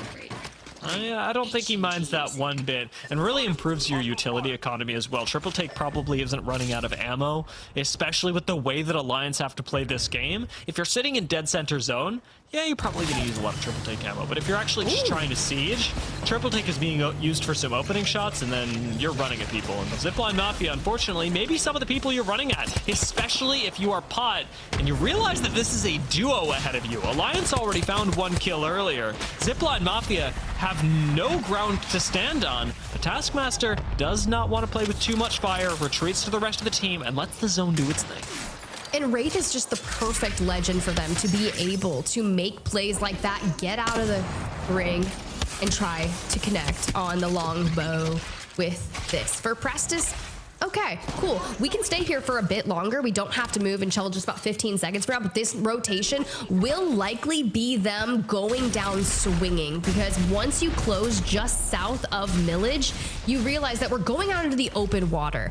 And in terms of what we've got to make happen, I would love to see another portal, but will we have that up in time? See what this is. Rotate looks like for Alliance. This is the biggest risk that Alliance have taken all game. It's a big one because they're trying to play for the win and haven't been able to find an actual game-winning position just yet. Landing inside Barometer, they do have Newcastle, Gibraltar to buy them time and space to play. It's still a lot of damage that gets thrown at Alliance before the Gibby bubble even goes down. Fortunately enough, I don't see anyone sending them. They're investing wall here, right? Yeah, this is 100% exactly what they needed to do. If they don't have Gibby, if they're one of those 6 teams that decided to play, which they are, whoa, they're fighting for it. Immediately challenged. There's no way. Hack is down, unlucky, trying to connect. Dozzy finds another. That's 2. They just need to find the 3rd and immediately hit the reset with the Newcastle. Crazy, but very respectable. It actually wild that they use the altar portal to go from down under to taking out FUL up towards this western side of the zone. Navi, not in too comfortable of a place, although Chaco now has a shield swap available. Good for him. G7 Scout does lay out a decent bit of damage before the amped cover falls, and Uchako needs to buy space for the team now, as their fragger has to be the one forcing the attention onto him, but he gets instantly tapped by the ZiPLina Mafia. UAIM are going to fall in the meanwhile, and Slab, last man standing for Navi, has to try and pull off the reset of the century. SLR, ZiPLina Mafia, and increasingly killer whales are coming in. It might give Navi time to reset, but SLR finished the job first. Oh, SLR wanted to get involved in that. They recognized the chaotic moments that were happening, and Killer Whales say, you know, you saw our big games over in our last match day. We want some more of that, right? We've got 3 kills as a team, looking for more. PK connecting, and Warrior doing a dance around the Newcastle wall. A beautiful shield swap, but if Victor's down, we're gonna have to do something about it. ZiPLina Mafia do fall, and that leaves Killer Whales as the last team on this bridge, the victors of it all. The last team to rotate in from Edge as well. Alliance getting an insane finish. Unfortunately, the second push did not go nearly as well for Unlucky. We'll see what Effect and Hackis are able to do. Beacon delivery does seem like the easiest thing, and right now, nobody's going to be pushing Alliance to actually take this out of their hands. NVMI SPS have a building with the next zone, and GoNext already in next ring, amped cover ready to go. Most worried about killer whales here because you have to cross that water. You've got SLR that's going to be looking immediately at you, but something that SLR is doing is actually laying their ground for the rotate. You can see one member carving that pathway. For Alliance in the north, you're going to have to contend, and you've already burnt your Gibby bubble. You're not going to have that for as soon as you get in to potentially reset. Killer Whales rotate in the same situation as Na'Vi were last time, just don't have the safety of their own Gibby bubble. They actually end up playing off of somebody else's, off of Alliance's to make it in, and Alliance are stuck on low ground, now trying to pull this same surprise play as a duo, and they'll pull it off. Killer Whales get taken by surprise, still turn around and burn 2 members of Alliance before Unlucky, who with this shield swap may be able to make a recover. He's got mobile shield. Alliance are somehow still alive. The fact that Hackis is 1 pixel away from being a death box, and we still get Unlucky, pulling him up there behind the rock. A nice reset for just the duo, but this helps you preserve the placement points. The question is, where do we go after this? You got NVMI and SPS that are duking it out inside the building. They want to be the king of this place instead of coexisting. But when you've got QPMS that is just putting all of those fences up, this is a secure position for them. And constantly having the Jenny unlock. All right, Graceful, I know you're happy. Eventually, NVMI is going to have to think about sieging the team above them, or at least defending from the siege that should come down to them, because they've got so much space up top to play. SPS and NVMI, you have to imagine, are going to be fighting with things like Alter a little bit later on. You saw some abduct attempts go down. Impulse, I'm sure, just waiting for the cooldown one more time to try and pull a few more of these off. But you don't want to be exiting the building at the same time, and in comes the abduct. The retreat immediately through. Hardeki held quite nicely. Alliance do seem to get back to a team of 3, which is huge for this end game here. And a care package. What is this plot armor they have? They are giving main character energy all day here in the EMEA region. Care package unopened right next to them as well. As soon as this Gibby lands, it's going to be uncontested whatever is in here. And Unlucky, seemingly unperturbed by the rest of the lobby, is bullying VC Go from the low ground. They did back them away for now. FaZe Clan looking to rotate on in. It seems they've found a spot. Nags, a peculiar spot for the Jenny, but we're going to preserve that for a while now. Potential climb up after we hit the Sky Nade. It doesn't connect for anything. Maybe a warning signal for someone to potentially look out for. VC Go, on the other hand, not faring too well as you see them dive on down, trying to prolong. But when you've got teams just staring you down... Wait, Nasky, that was dirty. Trojan out. Joining Endorse, SLR, and like you say, Trojan, VC Go do eventually fall. Alliance still on low ground. Just to give you guys a little bit of a teaser, in case you can't tell, in the upper left-hand corner, yeah, they are dead center of zone right now. Everybody has to come to Alliance. I don't think anybody wants to. Nobody's in a rush to do this. I'm good. I'll wait. If Alliance walk into the dead center of zone in one of these kind of performances based off of hitting a reset after their run-in with ZiPLina Mafia, this is what just makes a good team great. This is why they are exceptionally well when it comes to performing on LAN. It starts with moments like this in games. If they can convert this into a win, I'm going to be screaming. No Watson for FaZe does mean they tank quite a bit of damage and actually being pushed by Nova Gaia as Alliance go on the push again to take out NVMI. They are using these altar portals to just take teams down before they even know what's happening. Oh, FaZe Clan here. Now they're running into Nova Gaia. Taxington tries to open off the back here, but it seems like we lost out Synetic. And they just did. I love this. Yeah, this is actually kind of interesting. Look, maybe they're looking for a better positioning for the long game here. They've already done enough to whittle the numbers down. GoNext are falling. It's Light, now Henchman, leaving only Kinda left to survive for the squad right behind FaZe. We're stuck between Alliance and the last member of GoNext. Hackis expending utility. Well done inside the Gibby bubble as FaZe Clan will fall first, and Alliance it's a matter of whether they get aggressive or not, because teams are dying around them. Just do you want to participate in it?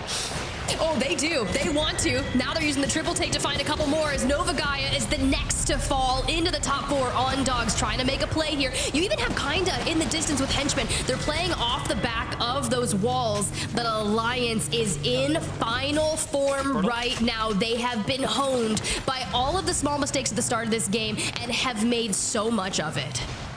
Watch the altar portals out of Hackis. They have claimed so many teams' lives by suddenly jumping up onto the high ground.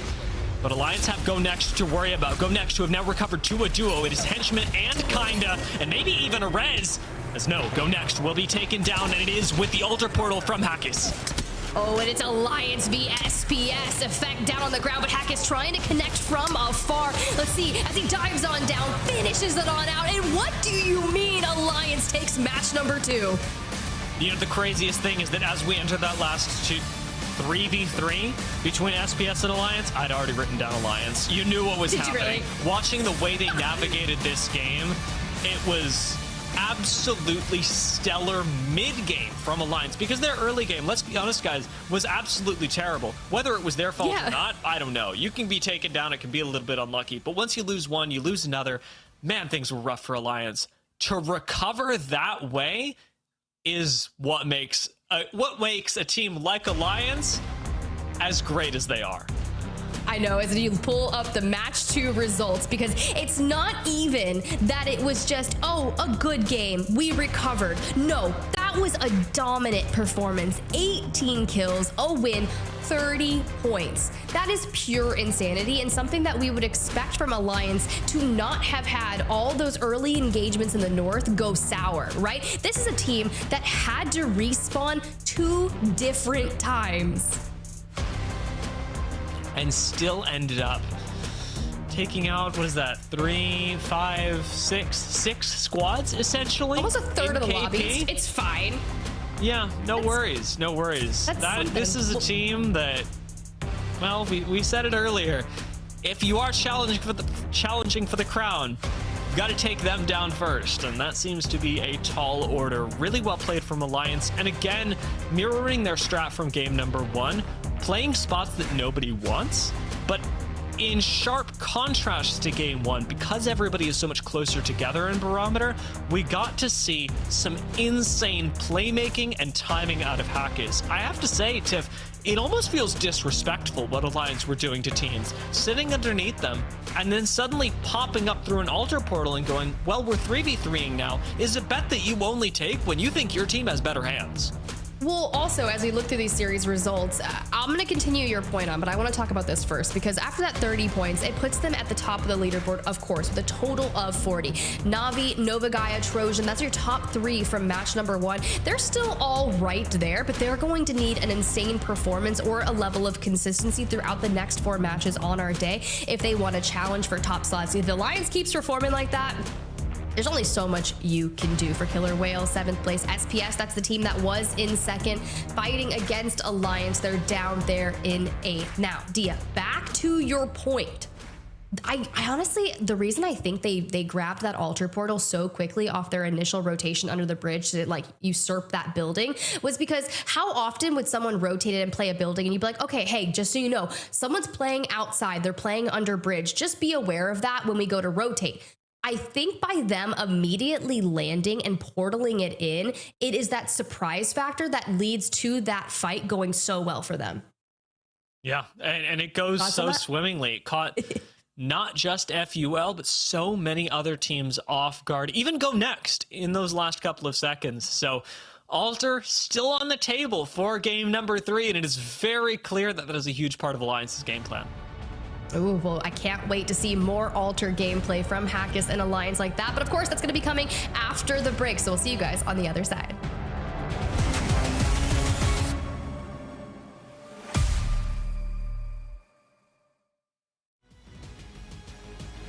And this should be BGB's game to win. 3v2 scenario, and as you say, they are in absolute prime position. Remarkable team going to do what they can, but the caustic gas will literally suffocate them as Boogie Waters take game 1.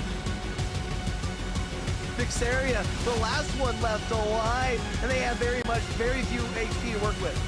I mean, I just don't see how you get out of this position. If you're Vixaria, you're just gonna get the second place, and yeah, he accepted his fate. He saw 3 people staring at him. Dreamfire now surely will be able to capitalize off their position. It's not over yet though, as ALGS is going to miss the shot. They're down to a duo. All of a sudden, you got Core Gaming in a 2v2. Make it a 2v1 here. No, 1v1. 3MZ needs to try and do this here. PK in hand. Gonna go wide on the first attempt. Looks for it there again, just misses. Gen G has had a relatively quiet evening so far here today. Dexter looking to swing up with Ziki, who has already fallen. Dreamfire still a full 3. Zuzu, the first one down. Bolin has that PK in hand, but not quite going to be able to land the shots. Gen G, more like GG. Alcadzia versus Gen G, and it will be Pricey opening things up with the Kraber. Now trying to step down with the Peacekeeper. Absolutely built different and able to get the big kill, able to take down the big dog. Now Asia's the last one left alive in a 1v2. Well, if there's anyone with an R9 and a 1v2 you want in the clutch, it's got to be Asia's, but no! Oh my goodness! The Kraber headshot up on the rocks is going to finish it.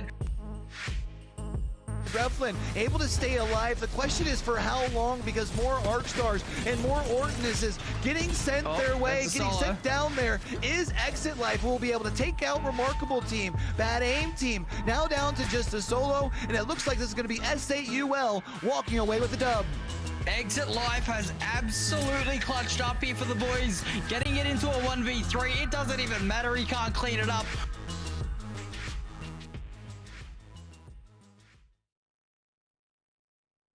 Sony InZone, the official monitor of the Apex Legends Global Series.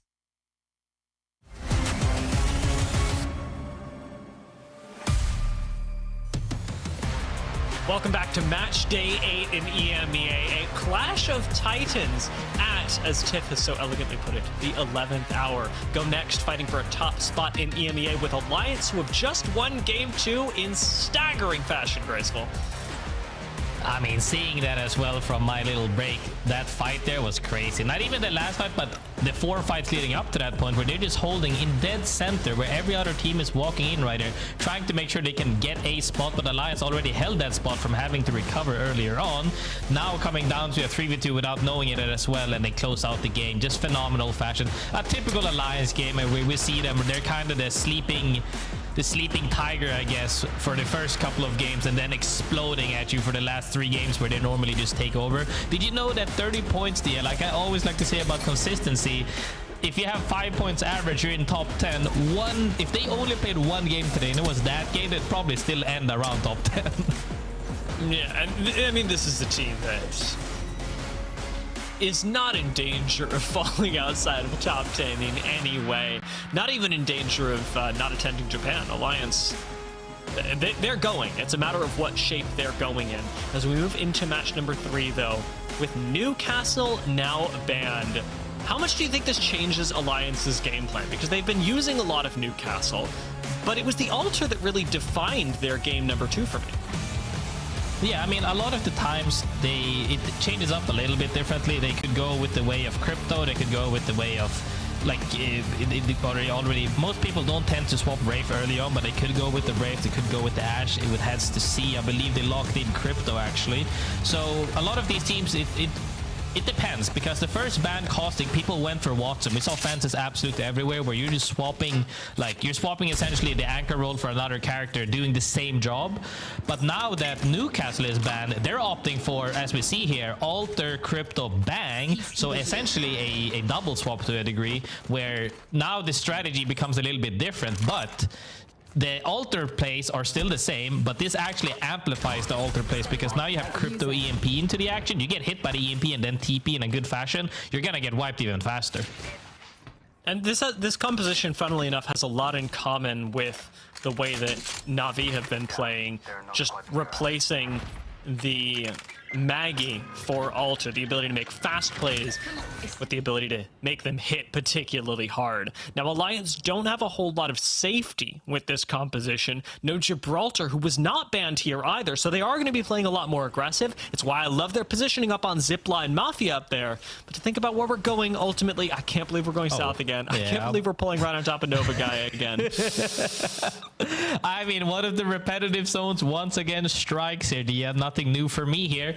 I think that at least now we'll see if they're playing a little bit more disciplined. I can't tell if they have the beacon or not. If they don't have it now, they might play more reserved this time to see how that fares, because they did manage to get back in, right? But sometimes you're not that lucky, and if that's it, if that's what it takes, then you might have to have a little bit of ice in your stomach to where you're slowing it down a little bit before you decide to do any major plays. As they saw the same macro player again, Passion already flying in, I believe they're now already ahead of the time and say, hey, it's probably pulling somewhere next to us, let's just chill for now.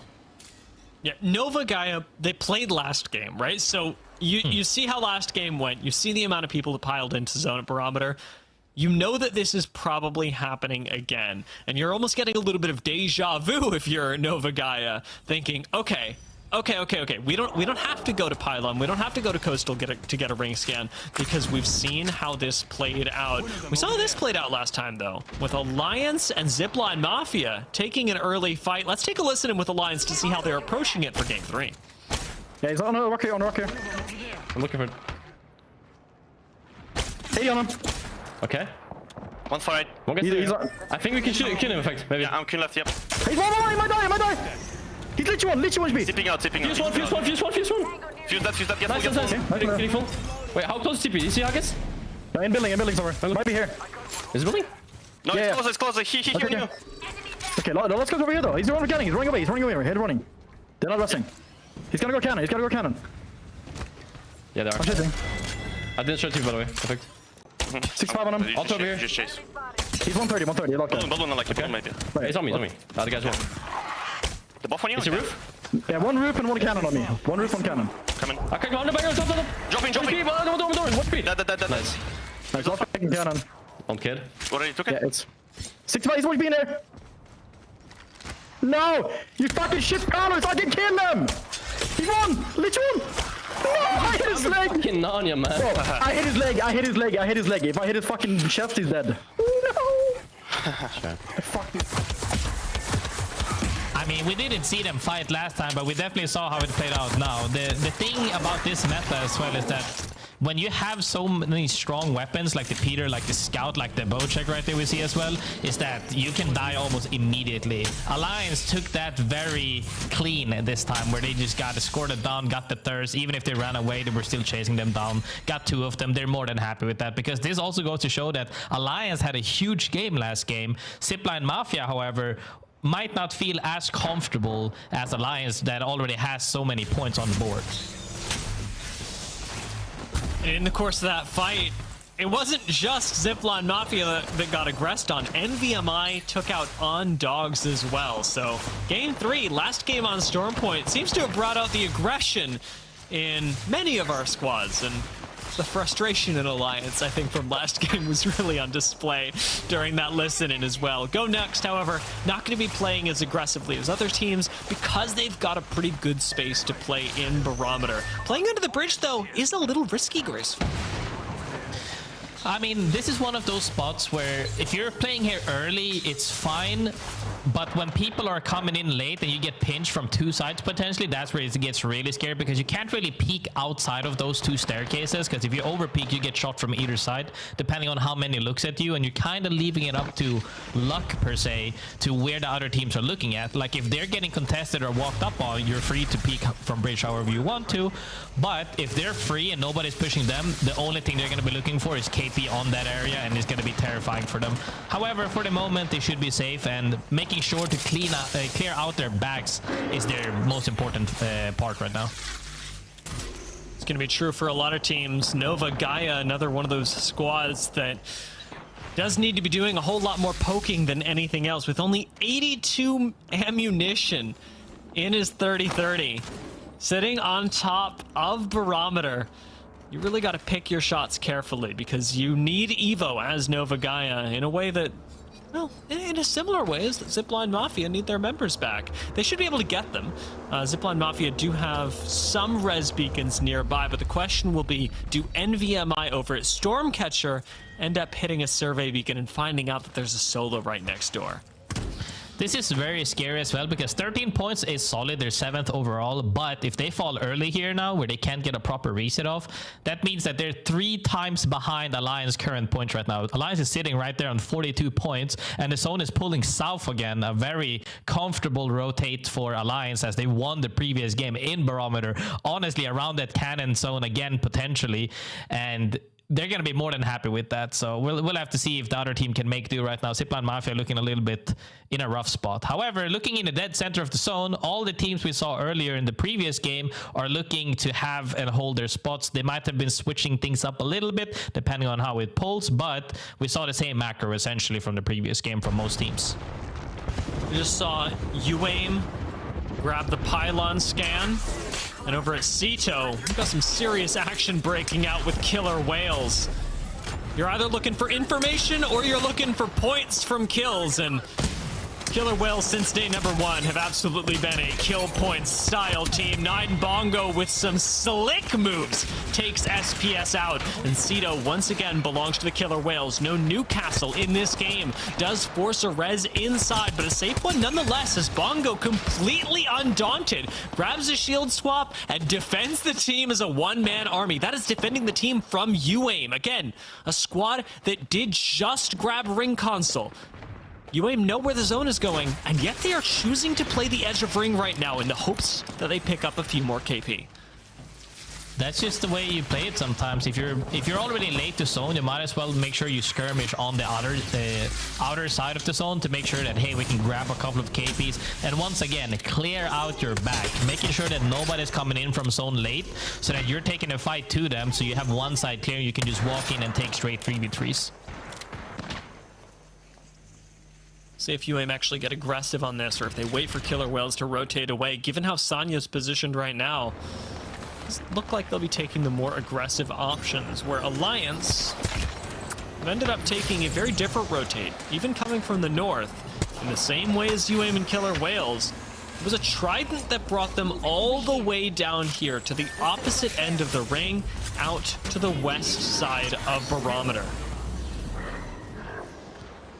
This is a typical rotate, I would say. They have the knowledge right now that nobody's here, because you have to remember they have UAV scans here with crypto, making it easy accessible as well as they're making their rotates, playing a little bit on the side, but making sure to once again not play that bridge early, because if you go there early and somebody wraps potentially the west side or comes from the northern side of that bridge, you're gonna be in a pinch potentially between both the east side platform and also the northern side bridge.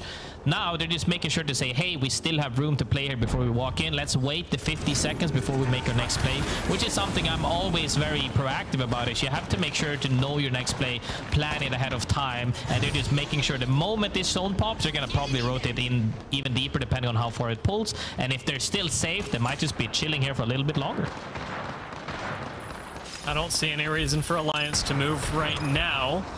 In fact, a lot of the teams in Barometer are feeling pretty comfortable. It's squads like ZiPLina Mafia, UAIM, VCGO, even Killer Whales, who are more uncomfortable, because getting into Barometer is such a punishing experience should you choose to get there late, with all the open water that lies between you and them. This Killer Whales scan, though, could make things a lot easier. In fact, this is the same scan that Alliance were able to hit on their way in. Now Killer Whales, unfortunately finding out that Alliance have occupied yet another spot, may still have a chance to secure themselves some safety underneath the bridge. Fighting with UAIM could happen. You saw that bridge I was talking about, why they wouldn't go there early. Now a team lands there, Killer Whale is behind them, FUL is right next to them, and Nameless is in safety in the egg. So now it comes down to Alliance. Where do we want to play? They're most likely going to play on that west of Endorse, or potentially northwest of Endorse, by that cliff rock. There's a really good spot by the water, by the rocks. So now they're probably going to look to potentially get a few KP even before they make the rotate in. However, I believe it was UAIM right there in the bridge getting pinched, is not in a good spot as Killer Whales is starting to angle them, but FUL also not safe in the building anymore, are gonna be looking to walk in potentially. Well's got to play this safe. Importantly, have to avoid getting third party, and another getting shot in the side by Alliance, and King Victor with the Spitfire tries to take the 1v1, but it doesn't quite work out. Max shuts that down very quickly. Leaves Killer Whales. Now it's just a solo Max. One-man army for UAIM has pushed Warrior all the way back behind these rocks, the last member of Killer Whales, before they eventually go down, leaving us with 16 squads left. Alliance do retreat, not pushing up too far on this, but it's gotten them a little further, as Nameless are going to jump right back into their nut building as well.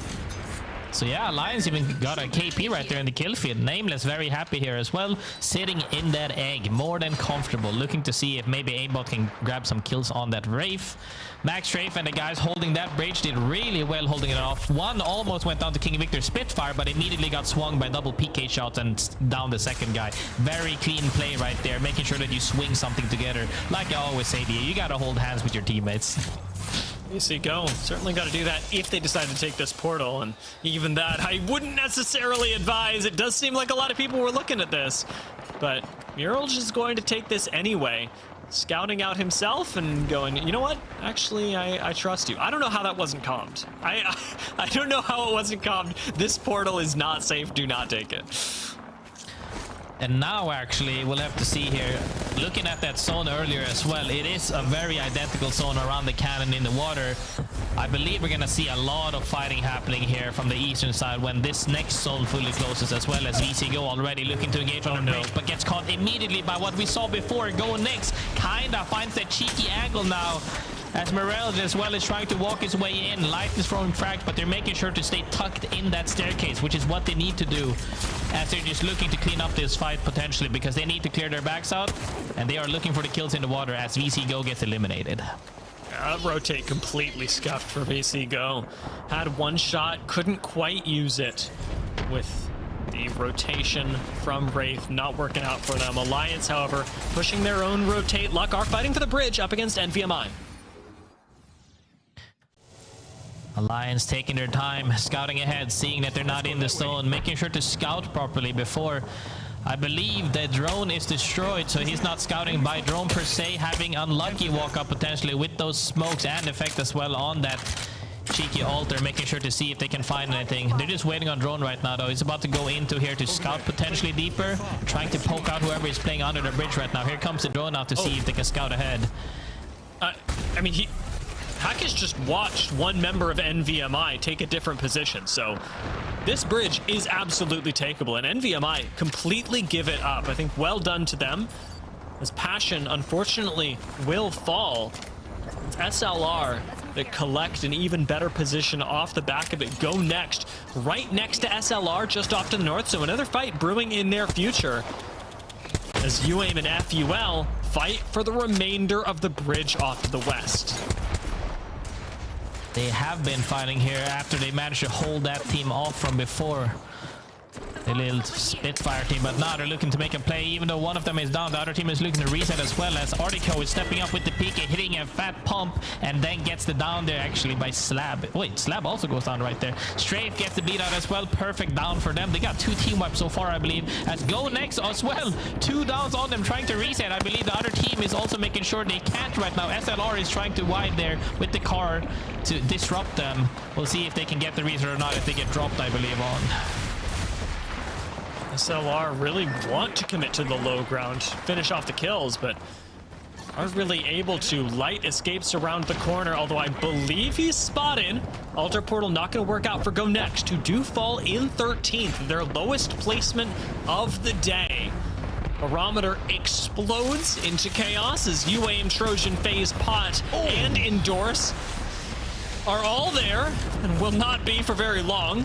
UAIM, the first of those to fall. ZiPLina, Mafia joining them. FaZe could be next, right for FaZe right there was actually crazy. No, they were full on and they got Kraber and then naded. In 2 seconds, it went from yay to nay. Nova Gaia really yaying right now as FaZe will fall. And Nova Gaia playing a very similar game that they did in game 1. They've finally gotten their Evos back up, on blues at least, and close to purples, as Na'Vi wait on the low ground An alliance reset on this western bridge they fought for. They do get a clean reset, actually, all because everybody is fighting for that egg right now. That side that we saw earlier, the bridge into egg, also the northern side, have to be fighting right now.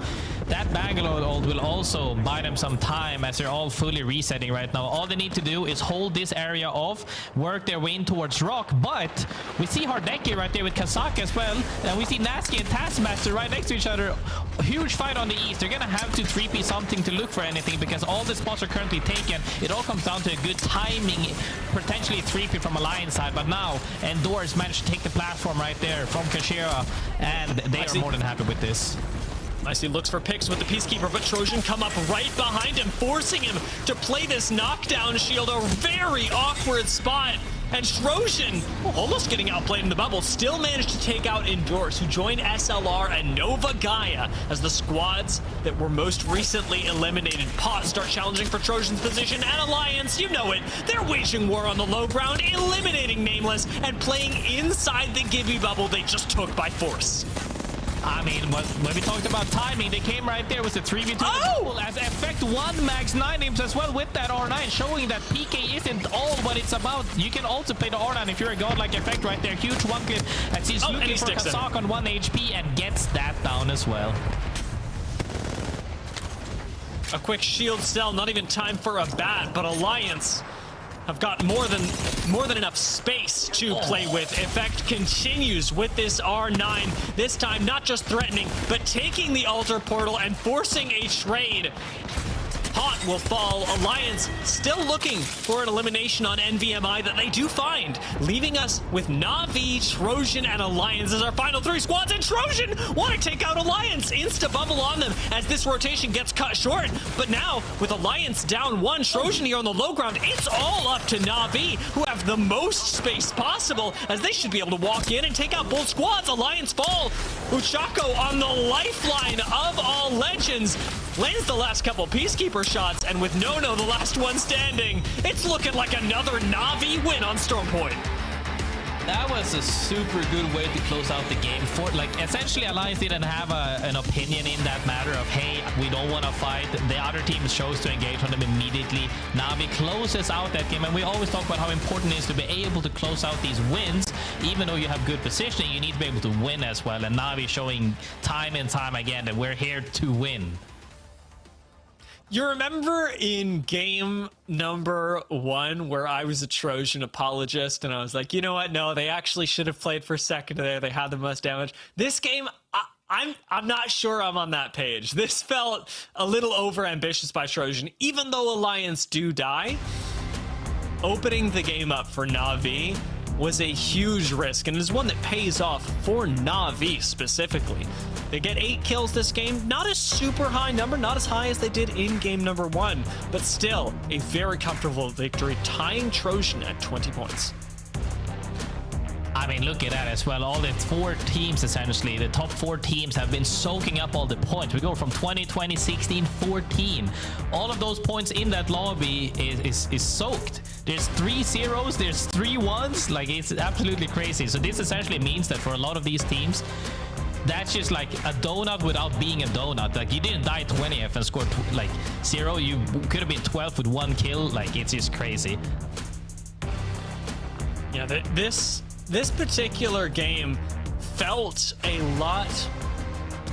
like a lot more of a struggle for teams inside of Barometer, whereas last time we had a culling of squads slowly but surely, especially with Alliance running through the lobby. This time we had a lot of individual fights breaking out around the map, even around the outskirts of Barometer, up in the north with SLR, and of course off in the west where we had Nameless fighting for their nut building. Alliance still lead the pack, and Na'Vi are coming up right behind them. Trojan, however, are beating Nova Gaia right now, and when we break up a team, Tiff, I do love to keep track of the small rivalry that develops between them, even though I know that Nova Gaia and Trojan broke up on good terms. It's important to keep track of the fact that Trojan are on top right now. You're definitely just creating something there. You're just like, I want to see one of these teams excel today post breakup and kind of stir the pot. I'm watching you, I'm with you, but honestly, now that we're done with Stormpoint, it's just been a heck of a first couple games in our series, right? I wouldn't have anticipated that Alliance turn around in match number 2 for them to kind of carry that momentum through and through. But I don't know why I was doubting it. This is a crazy thing where I would be like, you know, Alliance had a couple of mistakes. They're surely not going to come back in such a dominating fashion and then continue on that momentum. But for Navi to win 2 of the 3 games, that is the kind of level that we need to see them back performing at. Yeah, this felt like a very nice couple of games for Navi, especially. And remember, we barely touched on this because the composition honestly didn't feel that important, graceful, but the Lifeline pick did throw me when that showed up on screen. I'm actually curious about your thoughts on that one, Graceful, before we jump into a couple things. Tell me more about the Lifeline pick. I mean, you know me as well. We always play ranked. I always like to play Lifeline ranked as well. So you're so I'm good very at happy it. to see that as well. But I mean, I think it also comes down to the fact that they are more than willing and happy to play stuff that they're comfortable with, and they're showing promises regarding how to play their specific niche. Like, okay, everybody's playing Gibby Newcastle. Okay, we're gonna get the crypto mag out. Okay, everybody's playing this. Now we'll maybe change things up with Lifeline. I think it's such a good thing to show that you have compositions that might not be as mainstream, but you can make it work in fashion, because sometimes, let's just say Mirage becomes meta all of a sudden. I highly doubt that absolutely everybody has the same level Mirage. And when you have a solid Lifeline, hey man, make it work.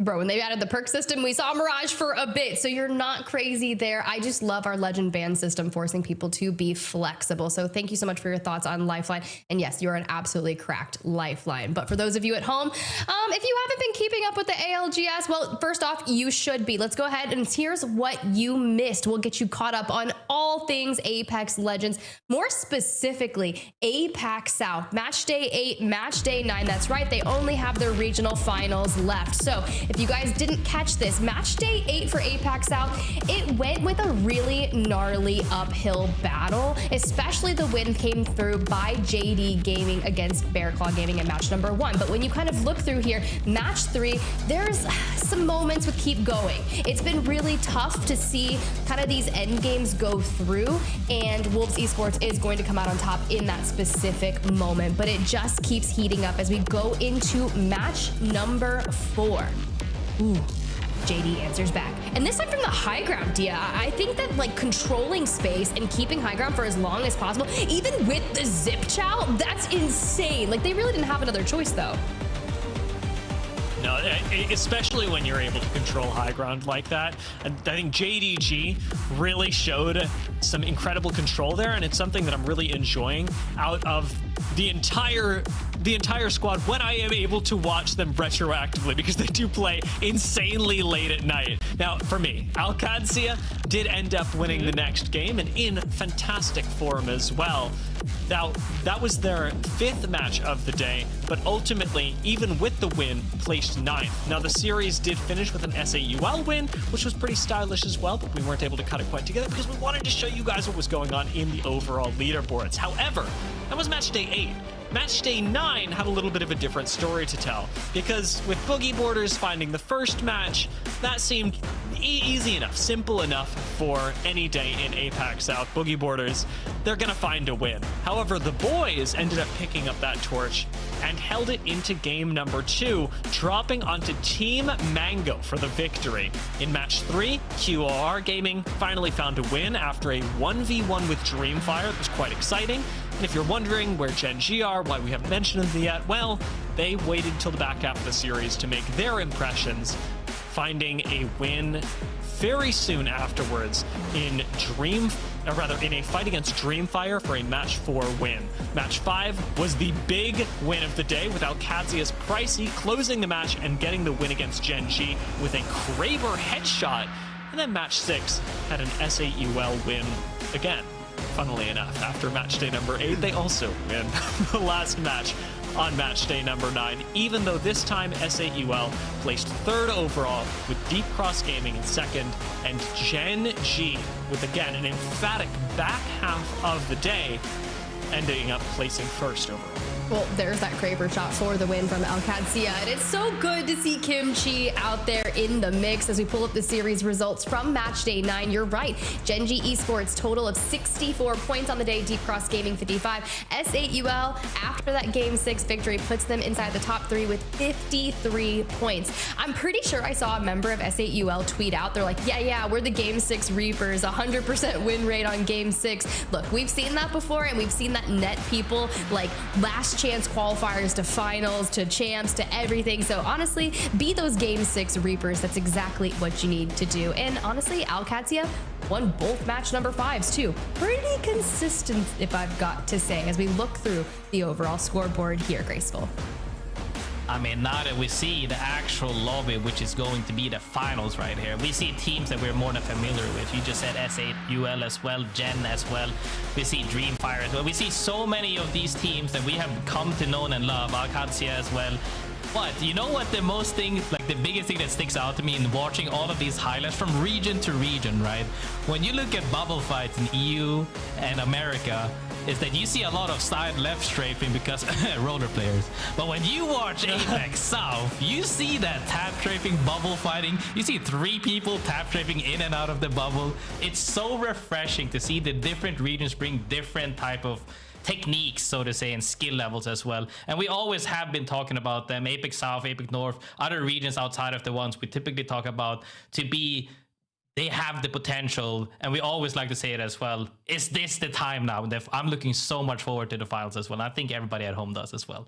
Why do I have such a crazy intrusive thought where everyone says, does APAC South have what it takes, when some of NA's best players are from APAC South? But I digress. We're not in NA. We're in EMEA right now. So my intrusive thoughts will stay where they are. We'll leave it to LAN to settle all of those discussions. And speaking of LAN, Sapporo Champs tickets are on the horizon because ALGS is running it back with Champs in Sapporo at the Dewa House. So we want to give you guys a bit of information on where you're going to be able to find those tickets and get them locked down for the big event. Ticket sales will be live next week on our ticketing partners website, Zyco, on October 11th, 1 a.m. PT, 4 a.m. ET. A lot of time zones here, okay? I'm just making sure you know where you need to be. 5 p.m. JST, which is actually also going to be live during the regional finals, the first one of Split 2. You can find more information, of course, on ALGS's website, where they have the Year 5 Championships page. So go see all the latest information about Champs there, from tickets to updates, exciting news, and more. And as always, I hope to see you guys there, because if you didn't go last year, it is definitely, you'll have a little bit of FOMO, so make sure you get those tickets so you don't have to experience it like me from my couch crying. No, I'm just kidding, but it really was something super spectacular. And if that's not enough Apex Legends for you, well, guess what, guys? We've got some more. We've got the lead up to ALGS Champs with a really fun tournament hosted at the Red Bull Legends Inn. That's right, it's back, it's returning, year number 2. It's going to be one of the most exciting things. It's returning December 5th in Chicago, Illinois, to the Godfrey Hotel, where 19 teams are going to be competing live in an Apex Legends Duos tournament for a 25K prize pool. Here's a little video, a little sneak peek about what you're gonna see. Yo, nobody does it like us. The unstoppable, the unbeatable. Are we here now?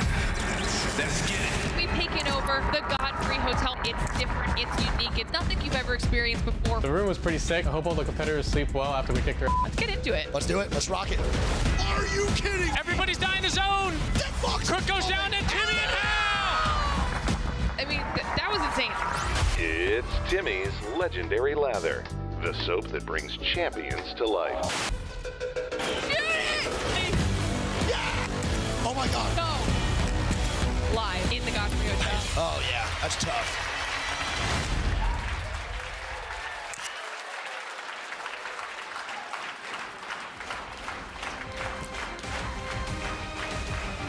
That's right. If you think you and your duo have what it takes to compete against Apex Pros, signups are open now at battlefy.com/red/bull/legend/in to compete in the online qualifiers. Good thing the link is there down below. Make sure you go ahead and check that out. out because those qualifiers are going to be online on October 25th and 26th, where 2 duos will win the opportunity to compete live in person at the Godfrey Hotel Chicago. Must be 18 plus to register. More info can be found at redbull.com/legendsin. Now, guys, I don't know about you, but I might need some of that soap they dropped in that video. If it makes champions, Dia, I think I need some. Did you not see it? What was that? What? What was that? I saw that was like, what? We're making Timmy soap now? What's going on? I don't know what happens in Chicago.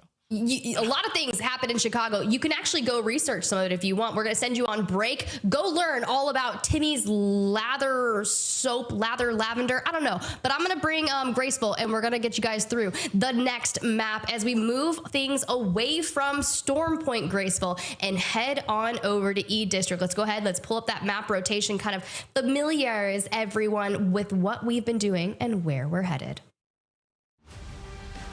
I mean, I lied. We're going to the POI draft. Oh, the POI instead. I mean, that's more than fine as well. We saw the macro on the, on the previous map on Storm Point, 2 pretty much back-to-back zones where the macro looked the same. Here, it'll look very different because this is one of the maps I always like to say, and I love this map a lot.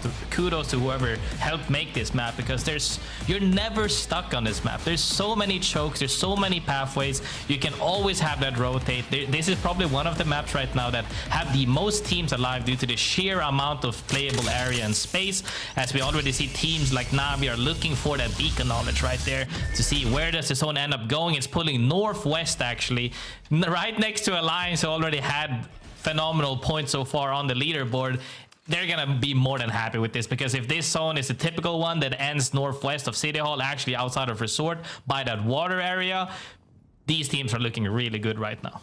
Yeah, this is going to be a really fun one, and the majority of E-District maps that I've been able to cast over on ALGS have actually all pulled towards this vicinity, so whether it's a curse, whether it's main character energy for Alliance, we're just going to have to wait and see. Now, knowing that we do not have Alter this game, it's kind of cool to see where a lot of people are pulling from. Of course, Wraith is going to be one of those that slots pretty much perfectly where the Alter was remissed for Navi. We saw them at the top of the show. Your 2 out of 3 game winners grab that ring console and they're full sending, looking for playable space. Are they going to land on Nameless? Will they go somewhere else? Yeah, most definitely. One of the fun things that we see here as well is 2 teams that have been performing exceedingly well today, Alliance and Navi, still sticking on that Crypto. I was always a big fan of Crypto as well, as he had such a high potential regardless of all the metas. Even if you discount not having the need to EMP just Gibby bubbles, but just Watson alone, always had a huge value, and it's fun to see teams picking him up and having that good results as well.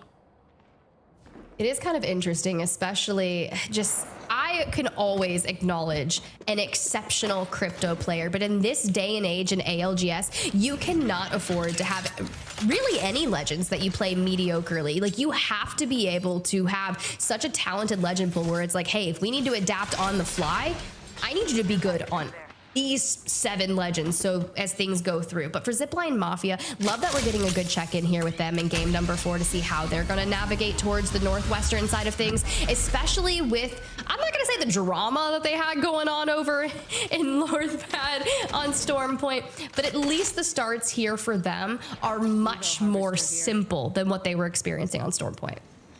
Let's check out. Yeah. We shouldn't see any teams really brawl for anything early on unless you run into each other on specific macros, like running into the same choke. And even then, that doesn't always have to conclude in a fight because, like I said, there's so many pathways to take. You're not really forced to fight at this point.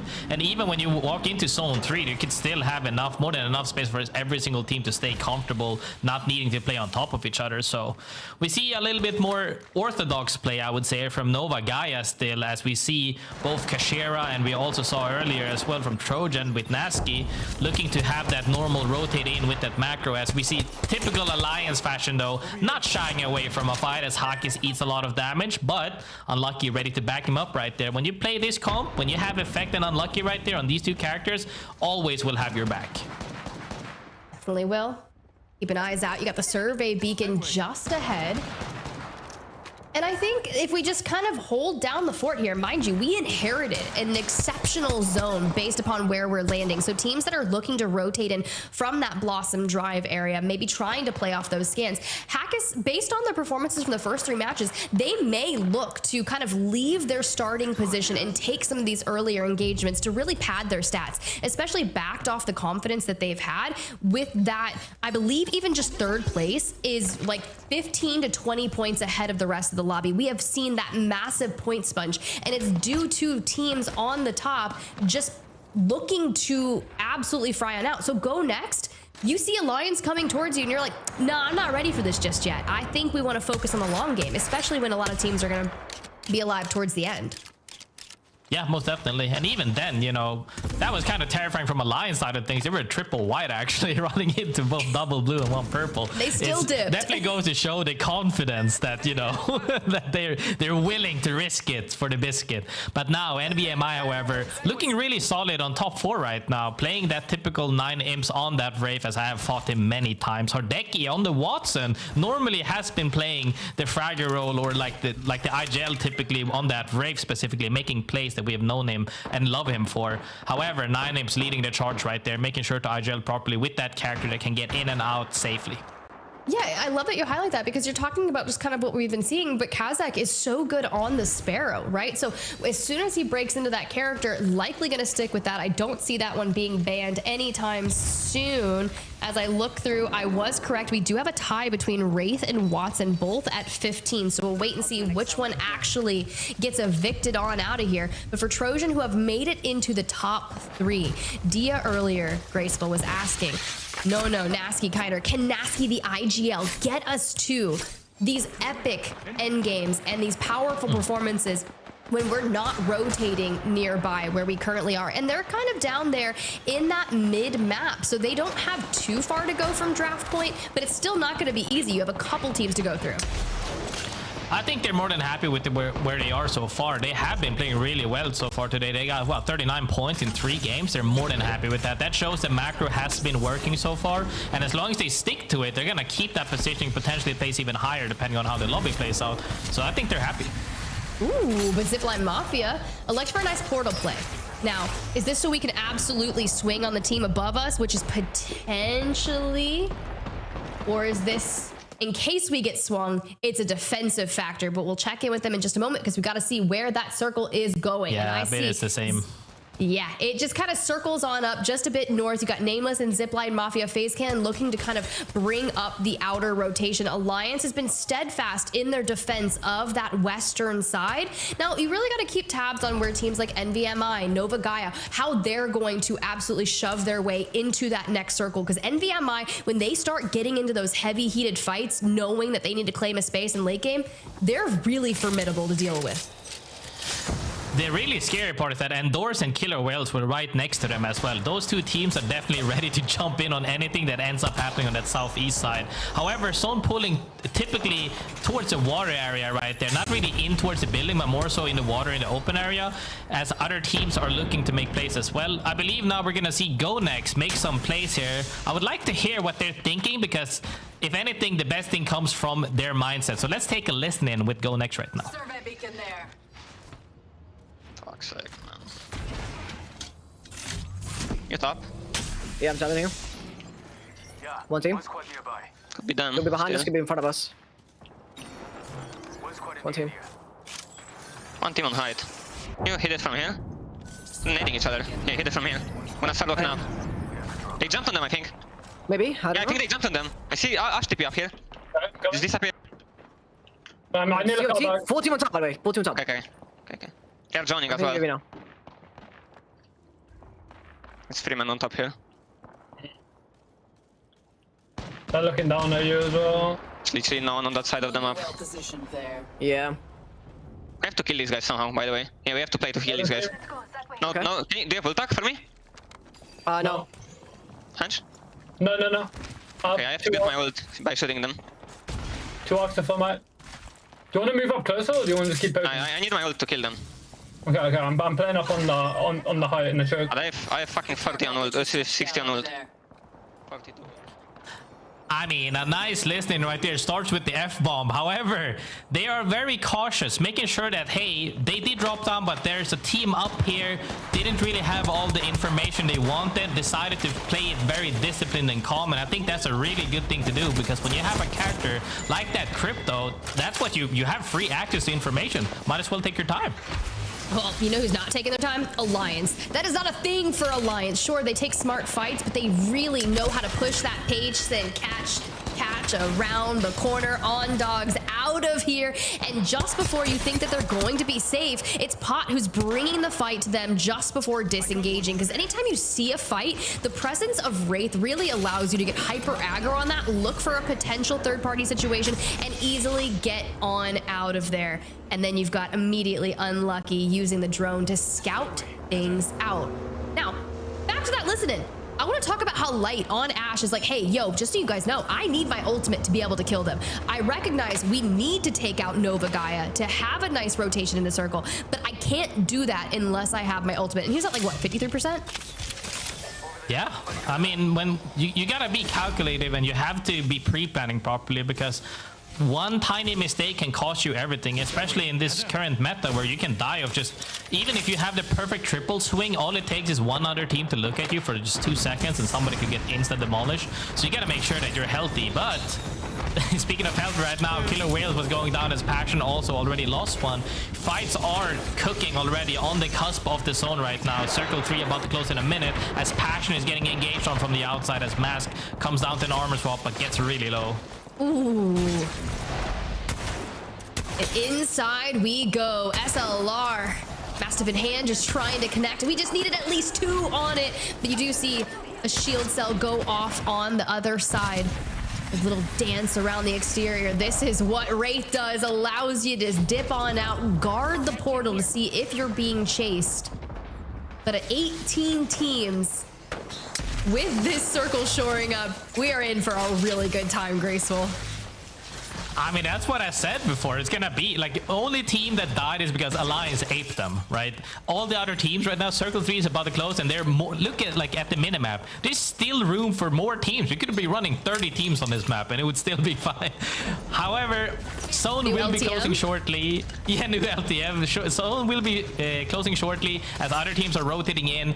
It is moving though a little bit more towards the northeast rather than the northwest typically we saw in the water. So that's gonna be fun to see how this one plays out. Really is. All right, through the horizon, keeping tabs on GoNext as they hit the evac tower and look to send themselves closer to where that circle has shored up. Pulling away from ZiPLina, Mafia, and Trojan, it actually favors Na'Vi, which you can see just below GoNext. Now, will they play this fence line? It looks like they're going to be comfortable here. Now, if I'm Na'Vi, I don't want to leave my current setup, but I want to show presence to GoNext and say, hey, like, you can't just walk up here. But this is what happens when you pull out Caustic, when you pull out Newcastle, and looking for defensive setups without something like a rampart can be difficult. Yeah, I mean, that's kind of the whole thing about areas like this, is that it's harder to play early on when everybody is freely looking at you. But as the zone will close, it becomes more and more safe because everybody has to look like for their backs. They have to look to see which teams are going to rotate into them. Are they not safe? Then now we have to look to make a play. So that just opens up for more potential for where GoNext can play a lot more safely. Now, speaking of not in zone, SBS is looking to take a fight right here on Shek's. Poor guy almost get immediately evaporated as now they're looking to walk in. 1 minute closing soon though. I think they have more than plenty of time to set up a play, but triple blue armor not looking too comfy actually this late into the game.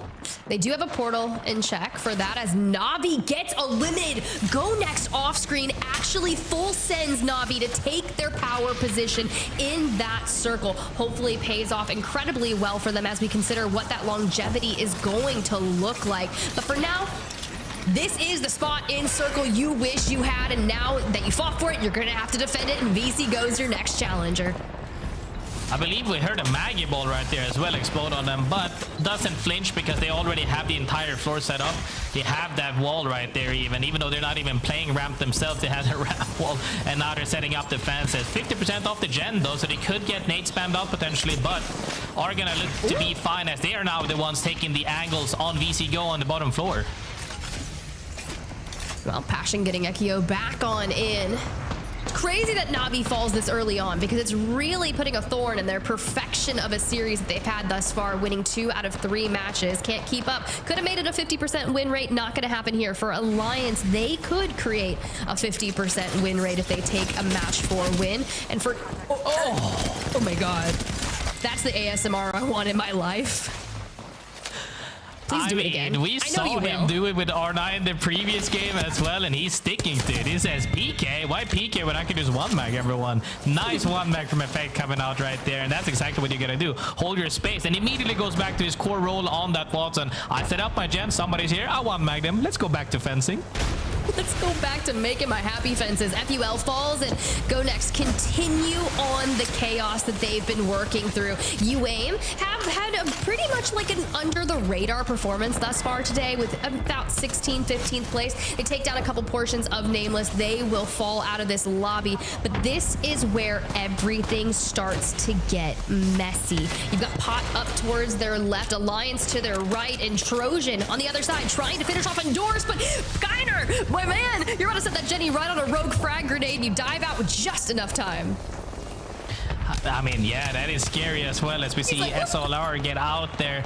Press this 1-mag somebody as well, I believe. Now Kashira is downing Effect. The kill feed is lighting up as everybody's breaking out into a fight. Comes down to Unlucky right now. Solo Dolo as he's trying to escape, but they are more than happy with the success they've had so far. But let's see if they can make it out. If there's any character that can make it out with the banner and get the rest, it's Crypto. It 100% is. We've seen this motto so many times throughout ALGS history, but for Pot, who doesn't have the crypto, they actually are running Seer, and that's Oirein picking up the mantle for that. Kind of taking down a member of NVMI, and they're getting the full on 9 impulse. So knowing that you have 20 seconds to go before you have to full send forward through the remaining 2 members of NVMI with Trojan at your backs, this is going to be difficult. Most definitely is, as now teams are starting to occupy more and more space, meaning that there's going to be more free shooting for a lot of these teams on the higher grounds. As we see Nova Gaia holding that bridge. There is a team on the far side though, so they're going to make sure to see... Actually, no, they're underneath. They have the entirety of the bridge, I believe. They're just making sure to play small for the moment as they are occupying more and more space with these fences. Taxington is making sure to set up properly before, as now Kashira sees we have this entirety of the bridge. We're going to start shooting at absolutely anybody we can see. As GoNext still in this house sharing with Trojan on the bottom floor. They're both looking to shoot and show their teams against each other, but nobody really wants to full commit in case somebody 3-piece the house once again, potentially. And there's a very real chance for that to happen, Kiner. Into the portal on the outskirts. Back we go. Alliance Unlucky pulling in Effect and Hackis for an endgame situation. Now you've got Pot kind of circling where they are. Zane going massive to wrap up Endorse, keeping the pressure on. Goodbye, Killer Whales. 7 teams left. This one's about to get nasty, and I'm so ready to dive into it. Hackis and Effect gets respawn, but immediately goes down as well as he just falls straight into the chaos. As we saw FaZe having a good position, getting a couple of kills right there from having a good spot in the zone right now. As Unlucky, he's just trying to survive with this drone being in Invis for as long as he can. As he's getting naded on the inside. They couldn't really find him being outside right there as other teams are looking to make their play. Zone is about to close in 35 seconds. I don't know how long he can survive because right now, I believe every team is owning so much percentage of the zone. Well, you've got GoNext and Trojan on the inside. GoNext will win out on that battle. They remain the victors of the house, and now this is the perfect time for FaZe to lay entryway. A couple PK shots around the doorway. Into the void we go to cross through the fences, and Zane connects on the inside, takes down kinda in dominating fashion and says, "This is my house. Henchman, you can try to run, but I will hunt you down." That was a nice 1-mag phase through, taking that front line, really going straight through and fighting immediately so his teammates can also follow up on that. Can't find the last person, ran outside and hiding. Now, however, Zane accidentally finds Unlucky in the water, but he goes down to get 2-pumped by Lucky and Thirsted. The armor swap comes out and Cinetic gets that kill. However, nice KP though for Lucky. Oh my god, if you're gonna take a chow to Unlucky, you better mean it. Regardless, FaZe Clan immediately grabbing the res straight on to Zane. Nova Gaia, they have just been waving the white flag over here on the bridge, not looking to get involved. Of course, they do have Passion just underneath them that they have to be cognizant of, which you know Kashera is, but they want to keep that pressure onto the engagements across them and wait for the perfect time to make their move. The best part here for Nova Gaia as well is they're actually in for quite a bit, and other teams aren't really playing as much bunker heavy comp, so they're gonna have free firing on absolutely everybody for quite a while. However, there's two teams now. We see that bubble come out earlier right now. They're gonna see, they can give you ulted as well. I believe this is gonna be Nova Gaia's game to win, as long as they make sure they're not the ones getting engaged on immediately, as we see Ekio go down right now, getting absolutely destroyed by Tyler, as they're getting crossfired by absolutely everyone. Goodbye fences. That EMP is so important. Passion has been disintegrated, and it's an all-out brawl in the open water. Tyler putting on a showcase. Nova Gaia from the perfect position, like you mentioned, to the winners here in game number 4. I mean, I have teamed with Tyler before, and I know he can shoot his gun. Right there, he was feeling himself. Immediately came from that flag. He came from the rooftop, pumps 2 people in the back, pretty much immediately wins the fight because he has that. Like, that's the most important part of playing frontline when you're playing characters like a Fragger role, typically Wraith, Ashe, Pathfinder, etc. Is you take an angle to where they have to, like, the enemy team has to decide, do I look at you or do I look at your team? And whichever you look at, the other side has to punish you. And Tyler did exactly that. You looked at my team, I'll pump you both in the ass. Yes, 100%. Let me just go ahead and tell you that seeing Kashera back on the crypto is where you need to be, because how many hours on crypto does Kashera have? He had that EMP such perfectly timed to make sure that as soon as the team started to rotate out of the house, what does he do? He completely destroys all of Passion's fences and just leaves them open and vulnerable to the teams like FaZe that are going to be rotating out. Then they just time it, right? Especially, like you said, Tyler just drops down and decides to use the PK to the best of his ability, connects a ton of shots, takes a win when they needed it most. Let's see how many points they were able to grab as we pull up the match results from game number 4. Nova Gaia, 8 kills, 12 placement points, a 20-point game, which honestly, anything above 20 for me is a stellar win. But FaZe Clan, who actually come in 2nd place there, get 8 kills as well. So nice 17 there. Graceful. Nice. Really good points overall, but the one thing I'm the most impressed about is we've seen Nova Gaia, Kashera's new team name right here, consistently get into endgame, and now they got to the point where they just closed out the game. And then, like I always say, if you can consistently put yourself in top 5 scenarios, one of them will click, and this was the game that they brought home. However, we saw on the flip side of things, FaZe Clan had good positioning at some point, but they had to fight for it though. And when you can consistently take fight after fight and come out on top, that's always a great showcase. And I think a lot of people have always looked at FaZe Clan as, why is this team not performing to the extent that we saw? But when we see Sane making plays like that, he's like, fences, I'll just phase through them and one mag one of you. That's the confidence that you need. And we have seen Sane on land do the same thing as well.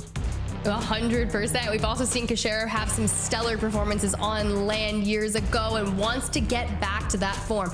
Will it be this Nova Gaia roster of Taxington, Tyler, Kashera, especially backs off that win? I feel like they're still working to get that synergy together, but it brings them to the top 3 on the series results after that performance, getting them 20 points. So not necessarily within striking distance yet of Alliance there in first with 70, but we're getting close. The thing is, they've got about the same placement points as Alliance and Navi. The only thing that's really separating them is those kills, which we started to see them come together in match number 4. They just need to kind of iron out a few things because their macro is pretty important. They just need to make sure that those end game pools are, you know, in their favor. If not, they got to fight for them just like they did. But we are going to cut to a quick break, and when we come back, we'll get the final 2 matches of ALGS Match Day 8.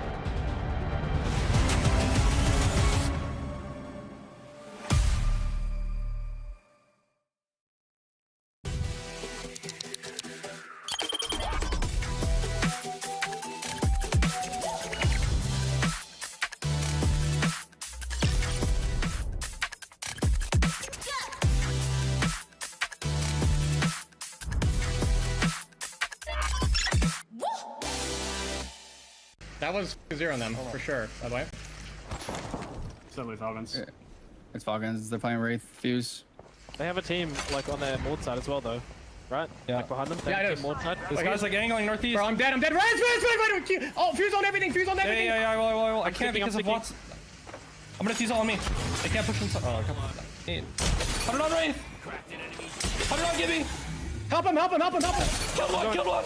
Play stop. 90 on Watson. I did good damage. Watson dead.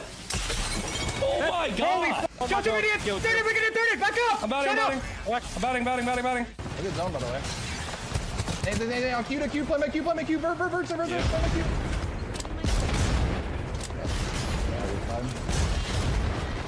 Wow. Go here. Yeah, don't. I have to jump. I don't from directly. You know, keeping the score for scrims, that's cool and all, but all that really matters is who does better at the land. Oh my. It just literally bounced me off the map. That Nate did?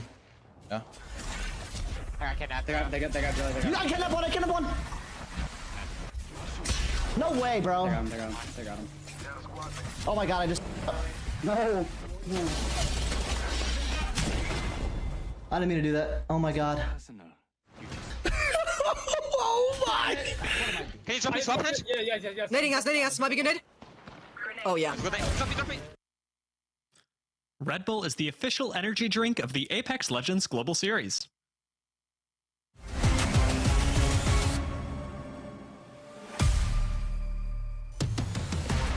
Welcome back to EMEA Match Day number 8. Graceful, our first step onto E-District was an exciting one, especially with Nova Gaia taking the win, continuing to push this rivalry that I know doesn't exist, but that I want to exist between them and Trojan. They have now taken a big step ahead and a big step towards their qualification into regional finals and hopefully beyond. We'll take a look back at this final circle as, like you said, there was such a great management of sight lines in this end zone, and it wasn't just from Nova Gaia, who ended up playing on the low ground, a fantastic rotate out of them, but FaZe actually did very well, better than they do on average during the season in this game. Yeah, most definitely. You know, they're cleaning up the fights properly, but when you have this, if you see this crossfire right here, EMP hits, the bubble goes away, Tyler is blowing up absolutely everybody here, but FaZe forgets about him essentially. They definitely heard a TP, but didn't keep that in mind as he just drops behind him right there, hits a fatty pump right there, hits another fatty pump right there, and the fight is pretty much over immediately. That's exactly how you need to play. That crossfire setup and making sure that you close out that game, that was very strong fashion, from having solid early positioning to then leading to having a height for free, but then also getting that KP is what puts them really on that board. And it'll put them pretty high up there. It'd be very interesting to watch the run out of Nova Gaia and Trojan respectively, as they are now both in position where even placing first overall isn't enough to get them into Japan. You must win the regional finals, and these last couple of match days for teams like Trojan and Nova Gaia are just about getting yourself in form for regional finals and the LCQ, because your actual placement going into it won't be the thing that qualifies you unless it is number 1. Yeah, at this point, like I said, you gotta win or you gotta go make through LCQ. I believe top 2 in LCQ.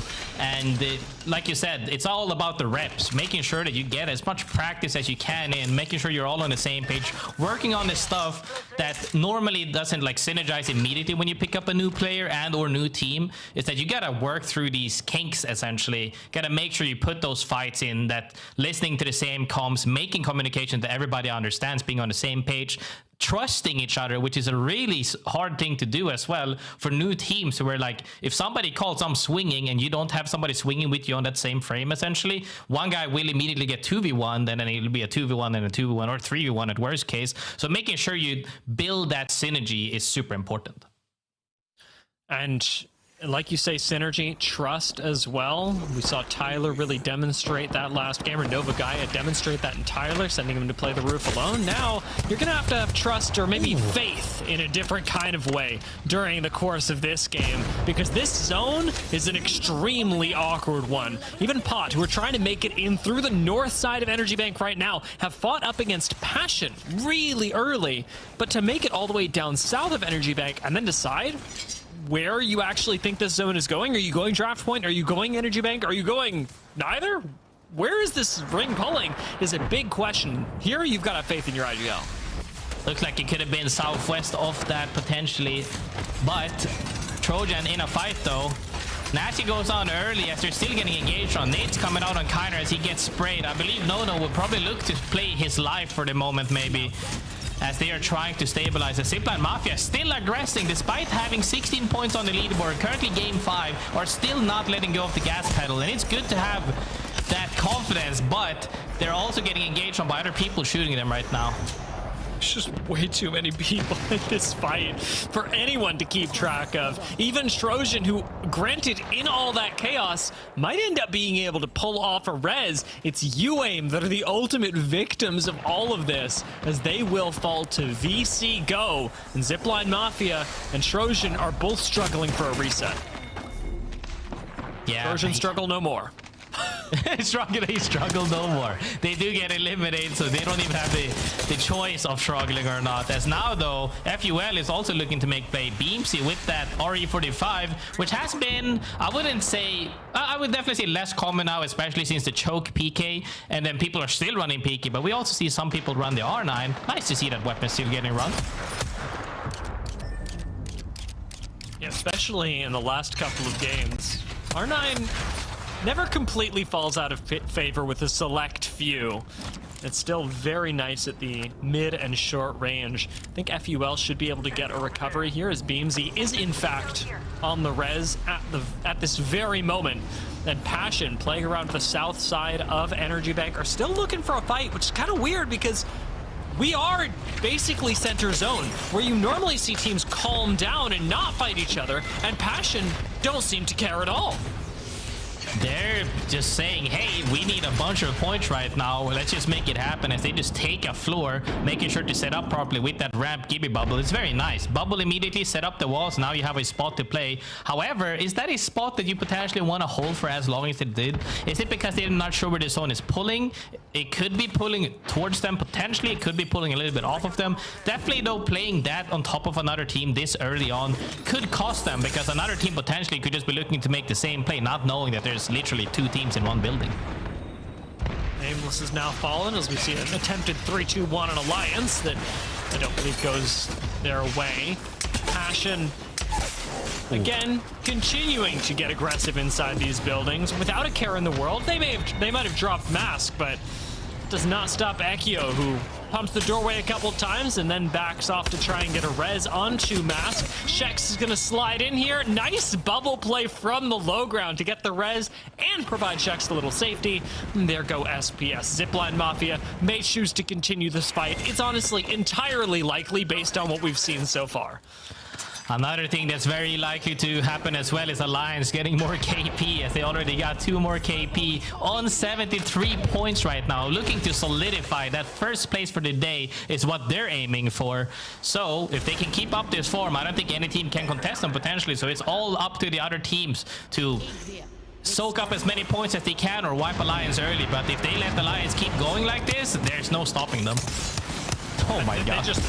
They know exactly what Ondogs need right now, and it's a chance to reset. Alliance are intent on absolutely not giving them that. In fact, despite going low, still put themselves directly on top of one of the 2 remaining members of Ondogs, and Hakus is going to help out looking for him. At this point, it really is just a hunt for KP though. Alliance, like you said, they are not improving their chances of winning the game. They're not even improving significantly their chances of winning the day with this kill. This is just Apex Legends and comfort Apex Legends for Alliance. I mean, they're really showcasing that we are a step above other teams in the region, and that's why they're internationally considered like a behemoth, right? They're considered one of the absolute best teams in the entire world and have been for quite some time, coming out of this region, showcasing why they're just that strong. Not only are they showing that case that strong on several comps, they're also showing it literally in different playstyles, from playing zone early to, or mid speed even, to straight on just running at people at edge right now. They may have the chance to show that up against our winners of last game, Nova Gaia, who should be rotating at a similar timing to Alliance up through Neon Square towards Draft Point. Endorse, who find themselves at Draft Point with a nice Ring 3 scan available. And GoNext, who are playing around the edge of zone looking for a res, I suspect in Viaduct, where they'll be able to craft banners and, importantly, get their squad mates back in. In fact, I don't even think they needed to grab the banner. I think we just saw a res right there. Yeah, a lot of teams are managing to reset on the cusp. However, 15 teams alive right now. A little bit less than normal, but there was a lot of fighting, even on the side of City, like on the bank right there. Southwest, where Passion and ZiPLina and FUL are playing. A huge fight happening out there as all the teams are looking to set up somewhere. Zone seems to be pulling a little bit more north, though, as we see. No, not going towards Draft Point at all. A lot of these teams expected that zone pull, and it's paying off. Na'Vi, importantly, are at the northernmost end of this, and after falling in 18th, a big surprise last game, even after they'd won 2 games on Storm Point, Na'Vi do need to keep a decent amount of momentum going. They're one of few teams in EMEA for whom it's not just about winning. Na'Vi do need to place 10th overall in the region, and they, coming into today, sit at 14th. It's not a huge distance, especially because they've got 2 days with which to do this. But falling at 18th is not going to be the way to move yourself into top 10. Although 2 wins looks good, consistency is going to be the most important thing. So we'll see how Na'Vi fare, given that they've got that northernmost spot. Nova Gaia, slow rotation. We did mention this might take them into Alliance, but Alliance have chosen to take a further north rotate. So right now, for Nova Gaia, it is really just about getting yourself into the next ring that you have scanned, but I don't see you having a god spot with their timing as it is. I mean, from seeing them close out that last game, it doesn't seem like they're scared at all to take fights. And if they can have proper setup and execution, I see no issue at all with the way they're playing this game out currently. As we see, though, Endorse currently sitting on 9 points.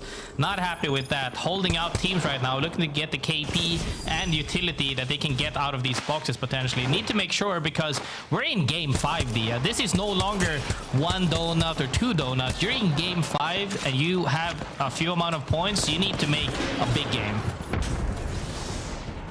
Couple more fights happening. Dead center of zone, because why not? Alliance, having lost 1, are hoping to turn things around, but with Effect now falling, it's Hackett on his own once again. Crafter right next to him, though. Should mean that Alliance are back in the game extremely quickly, especially now that they've both been finished off.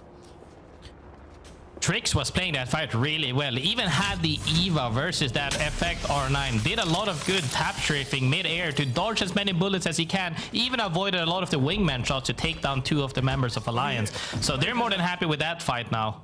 However, top 5 GoNext sitting very comfortably in a spot like we always tend to see them. Very stable comp, very stable like way of playing the game, of not having this where we're kind of betting it on fighting a lot of teams, just making sure we have good positioning and finding good timings, and it have worked out for them as well. Pot are holding out on Dogs and the Alliance roster that has just spawned. Alliance undaunted as they rejoin the fight, are going to chase on Dogs through the zone instead of trying to rotate into a gatekeeping pod. Doable. The R99 from Effect doesn't quite land with the emphasis that it has been in the last couple of matches. So Alliance are going to back off, heal up, and then try and fight their way through Pot. But they must be aware that On-Dogs can negative rotate through this zone and cause some serious problems. This is the thing, though. Even when you spawn, you have a naked PK, that's good. But when you have a naked R9 on Effect, that's not nearly as good as the PK. So they're just making sure that they are recouping for the moment, getting any bins that they can as they're walking in. However, they're going to be held out by 1, potentially 2 teams coming in from that side on the map. As right now, though, we see GoNext facing the same trouble, actually. They have a couple of chokes to choose between. They have 3 chokes to choose between. Unless they somehow manage to get past that, they're going to have to take a fight if they pick 2 out of the 3 ones. So can they sniff out a little bit if one path is safe or not? We'll have to see. But getting a mythic bin with those weapons and armor upgrade is definitely going to make them more confident if they do have to take a fight. GoNext will definitely have to take a fight. In fact, it looks like they're taking one more or less right now. FUL, this is a long-range engagement, but are holding out GoNext in the same way as Pot, admittedly, we're trying to hold out Alliance, but we've seen how that's gone. Alliance doing extremely well at the minute. As I say that, Effect does fall down. See what Unlucky is able to do, actually taking a Wraith port that is not theirs to a mystery location. As Pot ultimately fall, and On Dogs with the third party helped make that happen. Nova Gaia and On Dogs still fighting each other, and Alliance as a duo once again are going to have to try and make a recovery, but the crypto has been invaluable for them in doing so. They've gotten a ton of value out of crypto as well. With that, just being able to reset before as well. When we saw them survive, we saw Unlucky survive, even get KP on his own on that crypto. Now, however, other teams are slowly starting to collapse on each other as they have no more space to share. They're forced to fight now as Endorse coming in right here. They even get the reset on him, and this might open up an opportunity for Alliance to 3P potentially to wipe out a side to then walk in from. But it comes down to how long this fight will extend. Endorse's Catalyst really anchoring them right now and allowing a safe space for the squad to heal up. Icy's got to do a little bit more than that in the coming seconds, though, especially with this next minute being the zone close. Catalyst wall is really what you want in these endgame situations. Fuda does open up almost with a knock, but ends up getting helped out by Alliance, revealing that Endorse and Alliance are both sandwiching On Dogs, but Alliance are still a duo. They are a duo indeed, but when you have that line of sight right there on that big bridge just shooting from Narnia, you can make it work really with these weapons. However, we see Hakis only on the PK, is that correct? It could be, as he's just looking to see if he can pick up any loot here, because there was a couple of boxes, but now they're the ones getting shot from the northern choke as well, as they also have a team in front of them. It's gonna be hard for them to make a play here unless Navi decides to go deeper, but we'll have to see if they have to fight for something. If that opportunity doesn't open up, we're gonna have to look at a 2v3. I can't believe the timing here. Navi literally just ported in front of Alliance. In fact, I believe they've still got a portal available if they want to back off this EMP. Unlucky relentlessly pushing forward, but Hakis is already down, and Sheila seems to be keeping Navi in high spirits. Yarka backs off, offers a few Skynades for support, but Navi controlled this choke in every meaningful way, with Endorse, Killer Whales, and On Dogs all having to come through.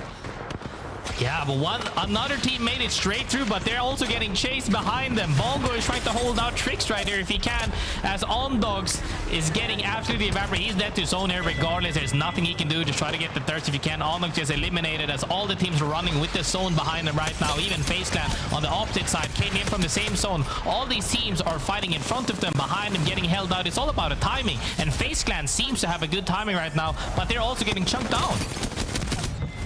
Last member of Navi gets taken out by Zane. Great tracking on the R99 as Navi fall and FaZe have the chance to recoup once again. Pretty good position, but they do have Endorse right off to the side. Short range portal from Zane actually just puts Nags right into the line of sight to be taken down. Ooh.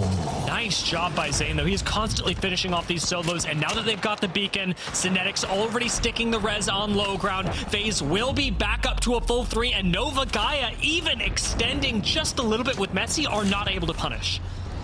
Yeah, right there, Tyler looking to make a play, but he's not stopping yet. We see pings all around, and I want to see what they're doing, so let's have another listen in, but this time with Nova Gaia. I have team on the trying to scout us. Walk up on me, Brave! Try to kill that, try to kill that! Try to fight! Take the kill! Just wall! Just wall! I'm dead. No, attacks. Play your talent! No attacks, no! Crypto EMP, you have to walk straight to the media. That is very tough luck indeed, because we even heard the frustration coming out of Kasher right there. You gotta play your walls is what he said, but we didn't have the time to see that proper execution and setup right there, but they did get rolled over. However, FaZe Clan, after we saw that performance out of Zane, get that reset in a prime position right now to scout ahead, get that information and see what potential plays they can make and even set up. Yeah, really interesting to see how FaZe were able to make use of that. As soon as you see the team in zone getting sent, it's an instant reaction to move forward. Unfortunately, Zane unable to stabilize in time, even with the Wraith's theoretical safety, does go down. And Synetic gonna try and make a banner recovery right now, but FaZe may very well have to play this out as a duo unless there's a Moby res somewhere, because there's certainly not anything naturally occurring in the remainder of E District. FaZe play this corner, FUL, SLR looking straight at them, Passion on the low ground, but from the height, it is GoNext, who have yet to win a game today, despite all the good things I said about them at start of show. They might not have won a game so far, but they made it through that choke after getting that mythic bin. Now in a good spot as they're standing above ZiPLina Mafia, I believe. Yup, and they're just hovering everybody right now, looking for any KP you can. But Henchman down low on that ammo, 20 bullets right now, has a little bit of utility, but will that be enough to score a couple of kills? We'll have to see. They're more than happy though, bearing their teeth at other teams to say, hey, don't mess with us. We want to see if they even have 3 loot boxes. I'm not sure if they saw them or not, but maybe it's change weapons to get some more ammo. We'll have to see, as SLR getting that free cheeky peek on FaZe is getting more peeks right now, and they're not happy. Nico looks for a little bit more. These walls might save FaZe, and as I say that, it looks like there's just enough of a gap, and that you've got to mind. SLR back away just for the moment. You've done enough damage to FaZe. You don't have to full send them and finish this off. Instead, just keep the res from happening. GoNext thinking about dropping down into the low ground, clearing their backs as it were, with ZiPLina Mafia on the inside having to back away. Stinger Bolt gets thrown out by the ZiPLina Mafia just to buy them a little bit more time, and GoNext retain their high ground. There is only one Gibraltar in these final couple teams, and it belongs to Passion. There are 3 cryptos. This could go very wrong. Definitely. GoNext, I'm very happy to see that proactive play, trying to make something happen with that EMP play, see if they could catch somebody off guard. However, ZiPLina Mafia played that perfectly fine, managed to extend and survive that engage, and now SLR TPing for a deeper spot, fighting on the staircase, massively eating bullets, but the bubble comes out from Ekio, and now it comes down to a PK fight.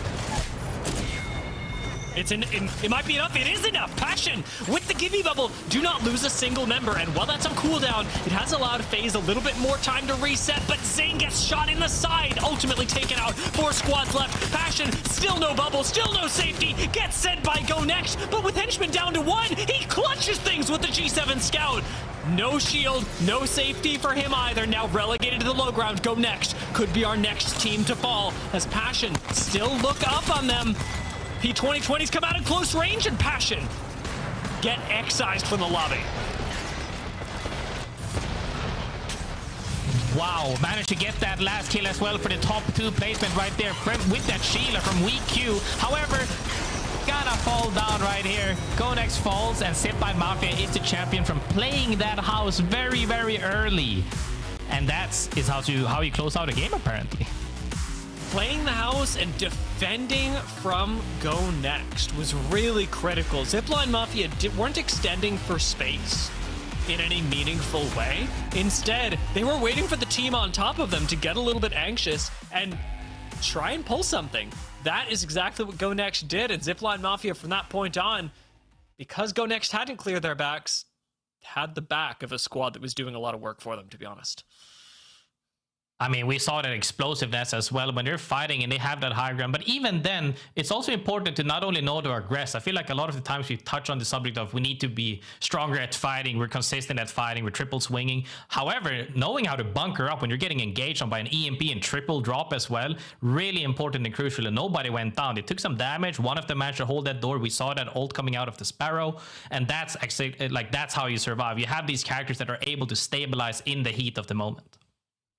And ZiPLina Mafia have done really well, not just on E-District, not just in this game, but even thinking back to Stormpoint, when ZiPLina Mafia were the team that was causing problems for Alliance, trading back and forth with them over at Northpad, and consistently being a thorn in the side of teams like they and Na'Vi, even when those squads were the very same teams to be finding wins more often than not. So ZiPLina Mafia are really dialing in towards the end of the season. A reminder that ZiPLina Mafia are also the kind of squad that must win regional finals in order to make it to Japan. So stakes are high, but it looks like their performance is taking a big dial up as we approach the last couple of games and the last couple of days here in the EMEA.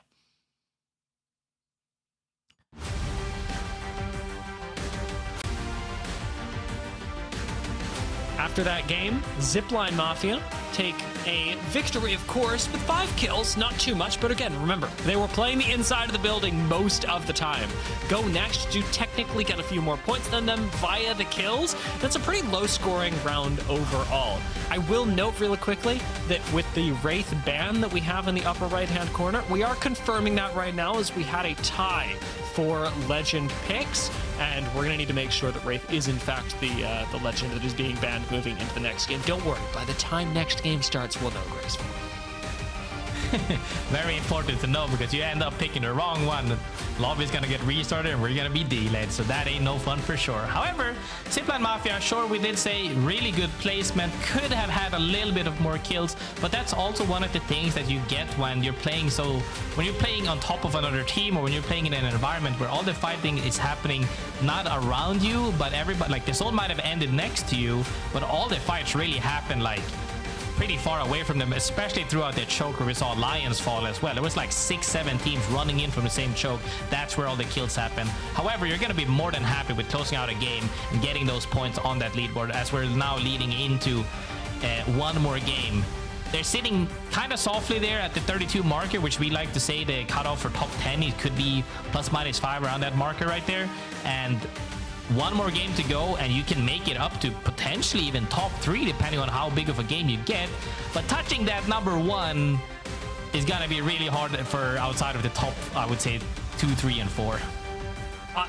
Honestly, even from second, catching up to Alliance seems like a tall task. Over 20 points separate first place in Alliance from second place. And we do have confirmed, by the way, that Wraith is going to be the ban as shown. So, with one game left, it's not really a game of who can catch up to Alliance, but who can even get close and set themselves up for success as we approach regional finals. Because as a reminder, because this is the last day of play for Group A, some folks are going to know that they are not playing in regional finals after this next game. We'll take a quick break, and we'll be back with match number 6.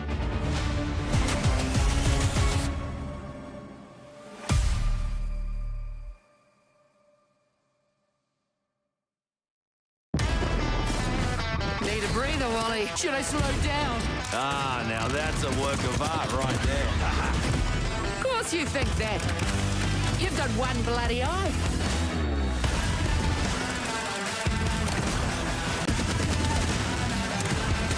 Uh-oh.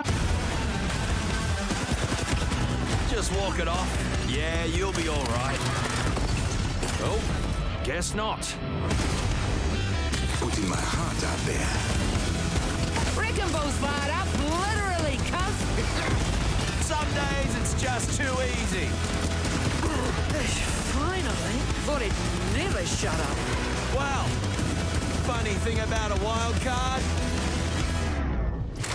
they always turn up again.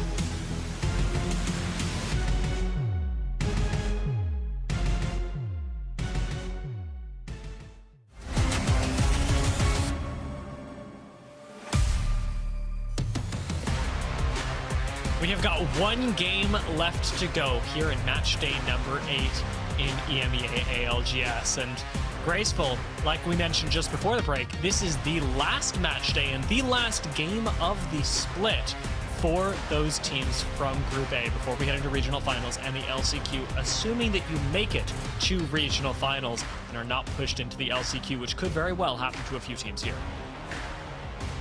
Yeah, I mean, you're now in that spot to where it's, if you're not making it into the finals, you have only LCQ, but in LCQ, you only have top 2. However, let's take a little quick break and go straight into this last match. Huge DMP. We saw a play from GoNext here. I want to say, though, we haven't seen a lot of P2020, whether that be because we don't actually see it get found in that bin, but Henchman making it work. We even saw a fight earlier than this as well. He was popping off, and not only that, he's also pressuring the last guy down here. Is gonna slide into this bubble, get this clean swing, and wipe that, and then he pressures on the opposite side as well on the beams here right there, walking in with the zone, and that alone secures them that placement. And when you can play for that top 2 consistently, points will be on the leaderboard. This finish from ZiPLina Mafia was fantastic, and I mean, we praised their early game, being able to hold out the building against multiple teams that were fighting there. We praised their late game, being able to close things out even against a GoNext that was pressuring them. And I think it's really important that we mention right now, Graceful, that ZiPLina Mafia are a team that may very well be relegated to LCQ. They may very well not even make it out of bottom 10 in their region. And so winning this last game did a huge amount for them, at least in the standings for today. How much can it do in the standings overall, especially considering that this is their last couple of games, their last couple of shots at making it into regional finals? Whether you make it or not is going to be a tough bet, because when you're at that stage and you're counting every single point, every single match matters. However, when it's up in the airs of what happens to other teams, it's not a good spot to be in. However, like you said though, should they fall, LCQ would be the next stage, and that's something that, although people look at it as, like we said, your next last chance, your second to last chance, whichever last chance you want to call it, you gotta get top 2 there against all the teams that are hungry. It's not an easy thing. No, and it's going to be even tougher when we're going Energy Bank again. A very different look at Energy Bank as we're pulling centrally this time. A lot harder to predict where exactly this goes, but teams like Pot do have an advantage in knowing that the ring is at least pulling into this area, and the very fact that they've all moved up towards the northern end of Energy Bank should say a lot, not just to viewers at home, but to other teams in this lobby as to where we're likely going for an endgame. Having this endgame is really good as well, because now you're gonna have so many potential areas to fight from, rather than like when we saw the zone come in a little bit hard from the western side. When you have that one choke, that bridge that is very hard to play around, people get funneled in. But now when it's kind of central, you have so many areas to play from. But in another area right now, SBS is looking to shoot at, I believe that was Naski's team right there, Trojan getting shot at in that tunnel. People are still looking to make their rotates, and teams that aren't looking to rotate are looking to get stocked up on more loot and potentially harvesters, as that new change we saw as well from a few patch ago, was very nice to see, as it became more consistently, one, pretty much in each POI that you drop at, and two, everybody feels happy about it rather than getting unlucky and not getting anything, because at the end of the day, it is a BR. But when you get already like odds stacked against you, you're happy for every single bit that tilts in your favor. Passion have got to be pretty happy with the way that last game went, even though they didn't win. Having one of the few Gibraltars in the end zone, they were able to put up a great defensive performance and stay alive for much longer than almost any other team would have. A team like Pot, however, up on high ground, remember, have the advantage of zone read and first zone prediction. So the fact that they've been able to position themselves here is really nice, but they are going to be relying on a lot more Evo to come to them via things like Sheila that they're using now, just to make sure that everybody else isn't nearly as comfortable. Na'Vi, we see them port on our screens, we see Slab go down in the kill feed. It's happening right to the bottom left of Pot. But that is not the only thing happening to Pot. Good lord, they get ported on. I believe that was Trojan as well, immediately TPing on him. Now one of them gets down by OJ, another one gets sniped by Sauna, and now it's coming down to everybody's getting absolutely fighting for the same building, essentially, in different floors. Na'Vi gets eliminated as OJ also gets that finish. Teams are not comfortable right now. When you're a duo or solo in a building sharing with another team, you know at some point they're gonna make a play on you. ZiPLina Mafia in danger with Fit going low. Are pretty far away from the next zone, unfortunately. Not very far away from their next fight. Endorse and Killer Whales both sandwiching in on ZiPLina Mafia. The only saving grace is that they've got this low ground to cover, and ZiPLina Mafia do seem to be able to trade down that hallway pretty effectively. Fuda still manages to find the actual knock. With only Fit having fallen, Weak Q or XQs should be able to get out. This is so good, actually. That timing of them getting engaged on them managed to get them out of that spot as Fito is about to get thirsted. They're trying their best to thirst him, but ZiPLina Mafia kind of stabilizing here as the other teams are looking to shoot each other and poke each other out, and that's sometimes all it needs. They should have probably died there if there was only one team, but due to the fact that it was another team right next door also looking for that KP, canceled each other out, and now they get a reset. A high ground held by Killer Whales. Difficult to siege, but Killer Whales have been defined more by aggression than by slow-tempered defensive play. King Victor's positioning is a little bit more a la Killer Whales, even though he doesn't have the Spitfire that we've come to know him for. I was about to say that as well. I'm honestly baffled that I don't see a Spitfire on him because he runs that every single time. And it's always fun to see when people are running weapons that they might be more comfortable with. We haven't really seen it shine to the degree that, in my opinion, would be worth picking it up for. But hey, whatever makes you happy. Sometimes that comfortableness is more important than what runs meta. I believe we even saw Hal say before, he's like, I just can't play the RE45. So he just stopped playing RE45. And then sometimes that's just what you got to do. If you can't make it work, you got to switch things up to a little bit more towards it comfortably. And then when you have that, that's when you can make work happen. That very same comfortability going to be really important even for teams like Nova Gaia. We're currently just setting up the center of Energy Bank, holding on to what they expect to be a good end game position. But we have teams fighting for the top of the leaderboard. We also have teams fighting just to stay alive. ZiPLina Mafia, one of those squads. If they fall now, we will be seeing ZiPLina Mafia not in regional finals, but perhaps in LCQ. They have not made up enough points today to comfortably make it into regional finals, especially with a full another day of play that they will not participate in tomorrow. It's all up to Fit to keep the dream alive. He is right now tucking his tail, licking his wounds, because all you gotta do at this point is survive. You're hoping that you're not getting chased, but on the other side of things, they're looking to get more KP if they can. We saw Hordeki and the guys have their PKs out, and Fito right now is trying his best to survive. As we hear an evac behind him, not looking to let him go. Hordeki lands on top of him, looking to take this 1v1, and he comes out too. Hordeki gets down by that Sheila. You might have a PK, but you don't have a Sheila. Nice thirst for Fito. Maybe this brings him that breath of fresh air to survive for the moment as more evacs are coming out, and he gets landed on by one more. Trying to play the wall here with the Sheila once again to see if he can make a return fight.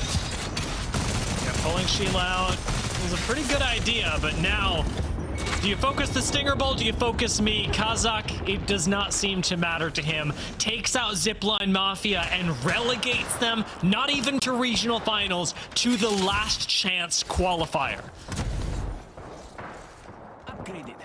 I mean, yeah, getting put down into LCQ is not something to be happy about, but like you said, it's not the end just yet. They gotta get top 2 there to make it through if they want to stamp their tickets to Sapporo in champs. However, that is a tall order, so to say, not only for ZiPLina Mafia, but I would say for any team participating in any region in LCQ, because that's where everybody knows it's last chance.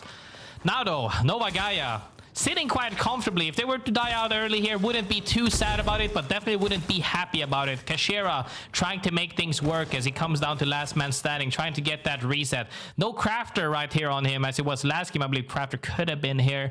Looking to see if they can get out of zone towards the draft point, it looks like. Luckily, skimmed by Alliance. Zone tends to pull southwest here once again towards that same building we saw in the last game rather than northeast like we saw the likes of Pot and UAIM set up. When this zone pulls, nobody is in that spot right now, so if they get that reset here, Kashira could be looking really good right now.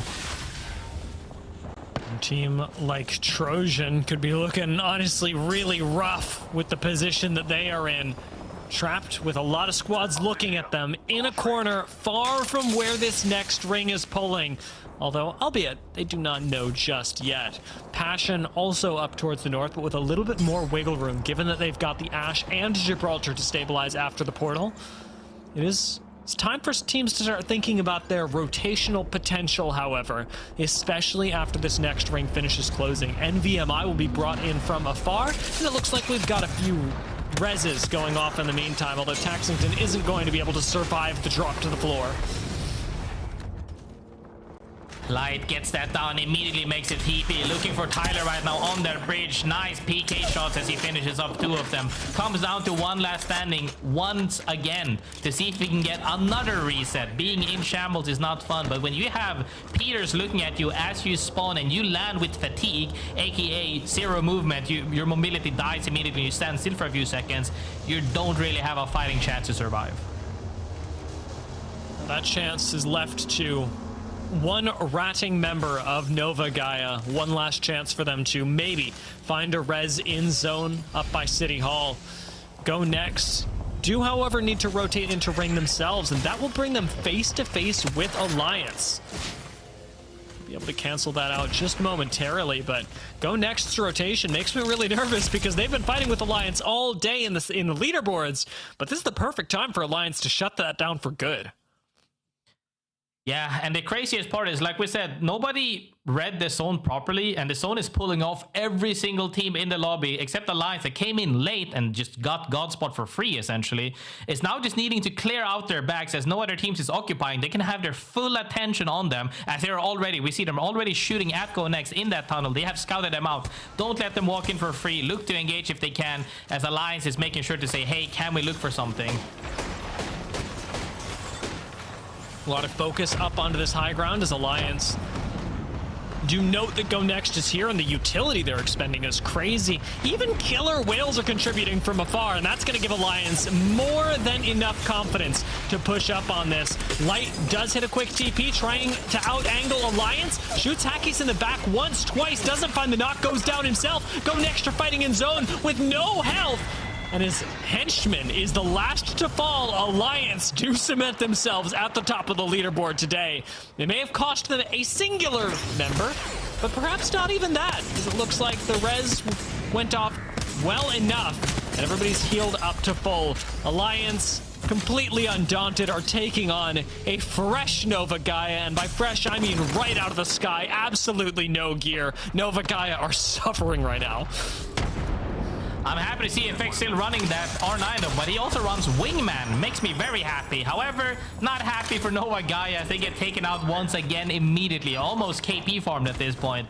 However, FUL coming in from the northwest side of things have quite a large amount of space to play and look to see if they can grab a couple of more KPs potentially.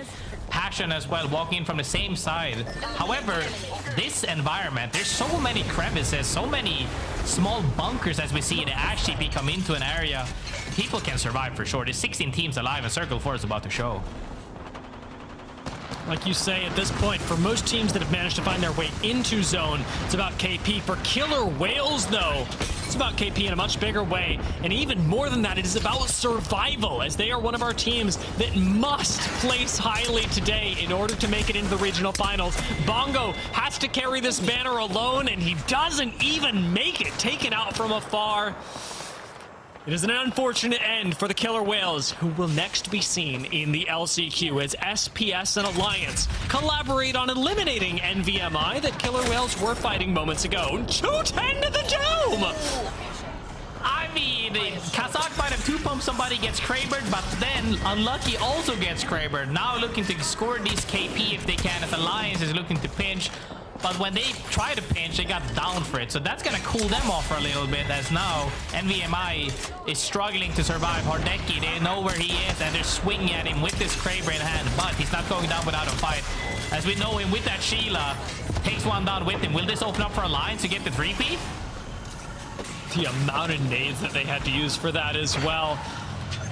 Happy Hangman does go low, and Alliance know what they must do. Hit shot from the Kraber does land, though, and it gives SPS a chance. You cannot anchor that. No, sir. The nades not quite coming in yet, but a lot of arc snares and a stinger bolt on top of it should be enough to escort SPS from the lobby. It's just tier left, but Alliance give no quarter and take out SPS as Trojan fall almost simultaneously, and FaZe, they just keep the fight going. Alliance tries to get out by doing a sneaky Ash TP, but that's not enough. Zane sniffed them out almost immediately, rips them, and Cinetic is ready right there with the scout as well. Kills all three of them. Alliance goes out, but they are happy and cemented at the top of that leaderboard for today. However, Nova Gaia got another reset, I believe, as Tyler is up once again. Top 3 have a Kraber in hand and a Wingman. Kashira is making work right now. Nova Gaia get a reset and a Kraber, landing 2 shots. A couple of nades in here. Kashira, he takes out, was that the whole squad? I think Nameless do go down. Double crack. Passion, last one up, is masked. These nades not making things too easy for him. Do go down. As Kashira continues to dial things up to 11. Nova Gaia stabilized right underneath this bridge, right underneath FUL. The last team still alive from Group A that needs to place highly today or be relegated into the LCQ. That's when it comes off, and that's where the excitement comes from. Can they close out this game with a banger to make it through to that regional finals or not? Remains to be seen, but making good work right now off this high ground, trying to make sure they can poke out other teams without, as we see a nade come out and down one of them. Are they gonna make a play of this, or are they gonna use this timing to rotate in towards the center of the circle? They are, but they see a team in front of them. Comes down to a fight potentially. They gotta pick and choose right now. Are they gonna clear their backs, or are they gonna fight forward? FUL seem intent on fighting forward. Not looking at UAIM, who are behind them. There's a lot of danger in the face of FUL. What will they do with it? Let's find out with a listen-in with FUL. Blue. Chill. Last line up. I'm getting hot. Come back. Come back. Just play this side. Careful, Teddy. We can slide for this for later, okay? They're looking here. They're crossing left, team. Coming. I'm going for the spot. Yeah. Come to me. Behind that thing. Set up on me. Set up. Yeah, I will. I attack there. Crack on the left. 120 weak. On this. Ash. 150, one shot. Both on me. Cracked and one. On me, one. I'm jumping back to you. You fine? Yeah. There's another guy. He died. This thing. Yeah, I'm looking. Play smoke behind us as well, so we don't get fucked from right. Yeah, I have 2 seconds. We can play up, maybe. Play up. Yeah. Can we wipe this? Place walls there. Place walls there, Kara. Yeah, I'm coming. You can play on me. Above. Right behind this. We're getting EMP. Low this hole. One slow ground, maybe one of you. Fighting bottom left. Yeah, I am. On this side, right behind this. They managed to walk forward without a fight, close out their back as well, as we saw right there. Kashira falls down and that team goes out. Now, however, seeing another team engage on them sets up for a great opportunity to take this fight to them. FUL lost one of them, however, looking to clean out this fight on top. 2 of them are 1 HP, playing behind that knockdown shield. Can't really close it out as other teams are fighting right now. Comes down to top 4. It is a rat and 3 full teams right now looking to reset. FUL here stabilizing, while the team up top is also looking to survive. FaZe Clan not feeling good right now. A duo for FaZe, Endorse with 1 HP as the zone closes in 13 seconds. FUL resetting on the low ground. And on Dogs, right below all of the action. A team that also needs to make it out of bottom 10, but has two days to do it. Can this be the start of something huge for On Dogs, who nobody's looking at? FaZe have just gone down. Endorse with a triple TP managed to make it to some semblance of safety, and we're into the top 3. On Dogs and Endorse are right next to each other. FUL could win this game and save their split. Huge play from them. Beamsy here looking to secure that staircase. Endorse are down. To a 3v3. This is all it for FUL Myosin. The last Peacekeeper pump does not land. It's a 1v3 for Dreamzy, but On Dogs come up and take the dreams away from FUL. the dreams got stolen. They got literally carpet rugged, right? They just pulled the carpet off them. They fell down so fast. 2 of the members of FUL got immediately killed as Trix and Catch and Billy here. Trix, I will say specifically, have been doing so well today. Even though we haven't seen that extent of success that we've been hoping for, we've seen shines of mechanics and fighting. He was the one who took down 2 members of Alliance by himself, surviving with an EVA against the PKs and R9s of the likes of Effect. And when you have this fighting mechanic and you can make it happen, any fight is winnable when it comes to a 3v3. And that's really the hardest part in this game, is that you're not really fighting 3v3s a lot of the times unless it's in buildings, but when it comes down to it, Trix does not let you down. I mean, it was extremely impressive, and I will say, as much as in that last 3v3 and looking at this, I was hoping for FUL to be able to claw something back to secure themselves a spot in the top 20 in the regional finals. I'm also really happy to see On Dogs find that win, because Tiff, this means that with a full game day left tomorrow, On Dogs can build momentum now to take themselves out of that very same spot, because they're also in bottom 10. And On Dogs need the win today, and they need so much more tomorrow to make regional finals. Yeah, I think just kind of ending out the day with a win in game number 6 is exactly what you said, the momentum that's going to lead the charge for their final day. It's like you just got a huge map win over the likes of teams like Alliance, NVMI, Navi, some of these big powerhouse teams that we've seen be absolutely stellar today. So you're like, if I can do that, surely we can have some fun and run it back tomorrow. Yeah, I expect that we'll see On Dogs, I don't want to say dominate, but I think have a much better day over the course of this weekend, because Super Weekends, in as much as they can be quite difficult, Graceful, they can test a lot of your endurance as a player, they also give you a lot of opportunity to, as a team, solve a lot of problems very quickly, because you are playing such a high volume of games. Yeah, this is one of those teams where it's a double-edged sword. For teams that are not yet synergized and on the same page, it's a nightmare. I've been through it myself, where you have teams that you're not fully fleshed out just yet, and you don't have that week-long break, essentially, to VOD review properly, to set up the next plans and ideas, and you kind of have to just play the same idea, even though that idea might not be complete. But in this case, I would actually say they've been looking strong, specifically in fighting, so I'd have to go and check their PvE specifically to find out what was lacking today, but in my eyes, it doesn't look like it was something big missing. So in their case, it could have just been the likes of a warm-up today and tomorrow will pop off. Hey, let's hope that's our goal for exactly what we want from them. The warm-up today, the pop-off tomorrow. Fingers crossed. Let's go ahead and look at the match results from game number 6 and see just how the rest of the lobby did, because we know On Dogs was an absolute powerhouse there. 16 kills, 12 placement points, 28-point game. I can only imagine it's going to shoot them up the leaderboards. FUL, though, a stellar 15. And then we see the massive drop-off. A ton of 8-point games across the likes of Endorse, FaZe Clan, and even Alliance over there in 12th. Sure, they go out in the bottom 10, but they took 7 people down with them, Dia.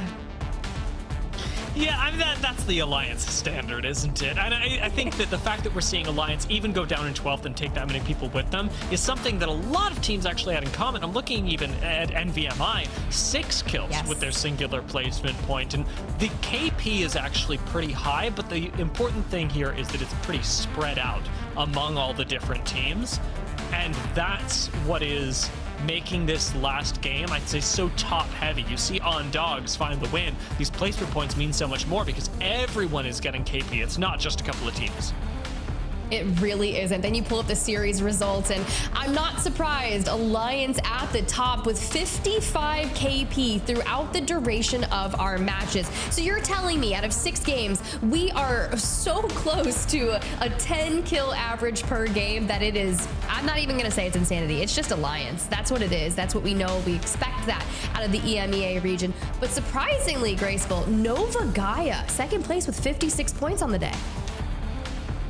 I think that's in a fashion that we've always seen Kashera being able to do as well. They were in pretty much every single end game, and when you're in those end games consistently, you will rack up points regardless. And then they managed to close out that game as well from above the bridge on that E-District map, where when you close out the game, you get a bunch of kills, and they have that. And Kashera always had that in his pocket. So now it just comes down to, can you do that several times, because we're just talking, a group matchup. Can they do that in finals? And if it comes to it, LCQ, and then on LAN, because you're not fighting the same teams. Macro is different and everything is different. And that's why we see such varying results on LAN and other tournaments, just not even Pro League. So happy to see the success we have. I just hope we can keep that form up.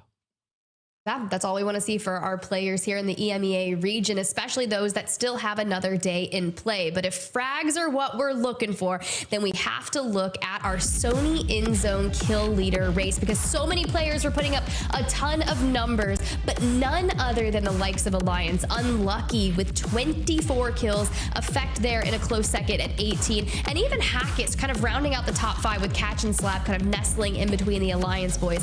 But lo and behold, the Peacekeeper is the leading pack of the weapons. Graceful. Look at this play here. I love that we've got a package of Unlucky to kind of see those highlighted moments. I mean, we were casting right there. We said it as well. When you have two anchors, especially, you see Hawkins in effect lighting up right there in the bottom left corner. But never mind that. Look at this fight from Alter. They queued into this building and took a 3v3 bubble fight, essentially. And they're just coming out on top. And this was a game, the same game that was super shaky, where they got the reset and they played from center zone and took so many fights repeatedly. And when you have back-to-back zones and they have the same macro knowing how to play, they're just popping off left and right.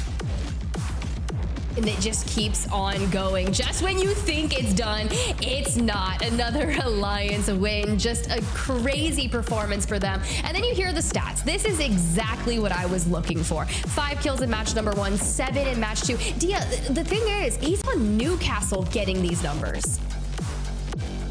Yeah, I think weirdly this works for Unlucky. Newcastle has a lot of mobility and resibility, where we'll see typically people play on Newcastle and try and be the person to go down Lash, to not take risks. Right. I think he really uses the tankiness and mobility of Newcastle very well, and in a way that benefits Alliance, and lets Hackis then play things like the Altar and make plays for the squad, knowing that he's got the beef to back him up.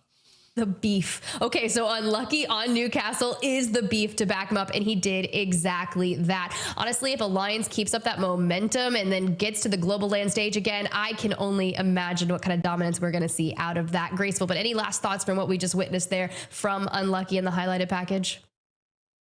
I mean, always been a phenomenal player, and I think it really goes to show that we've heard a lot of frustration regarding the PK, and they come to like, oh, it's such an MNK meta right now, just a bunch of snipers and then shotguns is one-shotting all the time. But we see roller players as well, more than capable. We see both Effect and Unlucky pumping everybody, but Effect leaning more towards that R9.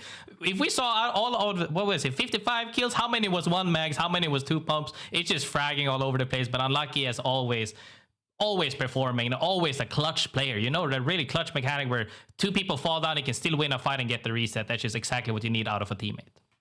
100%, and I think he did exceptionally well. So congratulations for being our kill leader for today. Now, we do have a player that is waiting by to talk to us, and I'm really amped to hear what he has to say. So let's go ahead, let's get him in here. Nasky from Trojan here on the main broadcast. Congratulations, my dude. I believe it was 6th place overall, but I just really want to know kind of what were the vibes like today coming in with the new team for match 8?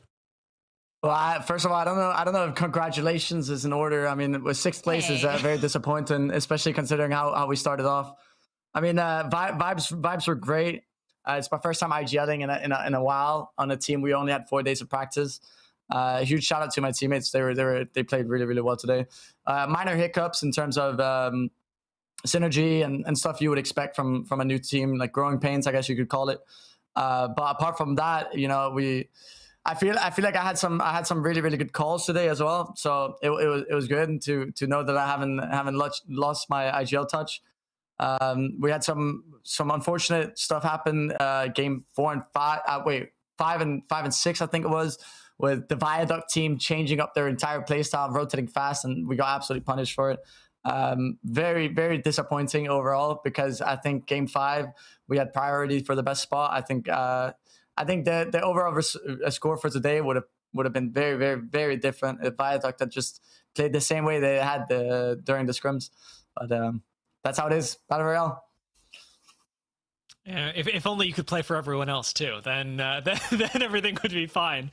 I wanted to ask, I know you tweeted about it, but with your roster change or switch to Trojan now, you're in more or less the same position as you were with 07 or now Nova Gaia, where you must win regional finals in order to make it to champs, regional finals or the LCQ.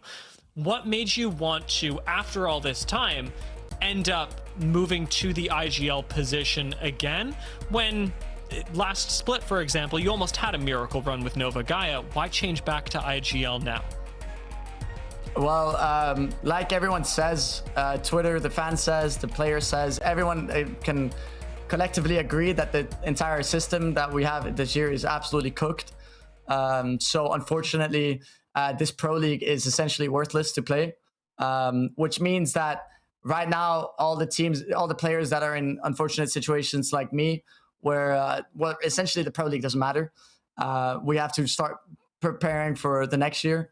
So leaving 07 and Kashira for this team wasn't necessarily because, we're going to do better this Pro League, or 07 isn't as good, or anything like that. I mean, I have so much respect for Kashira. It was such a pleasure to play with him.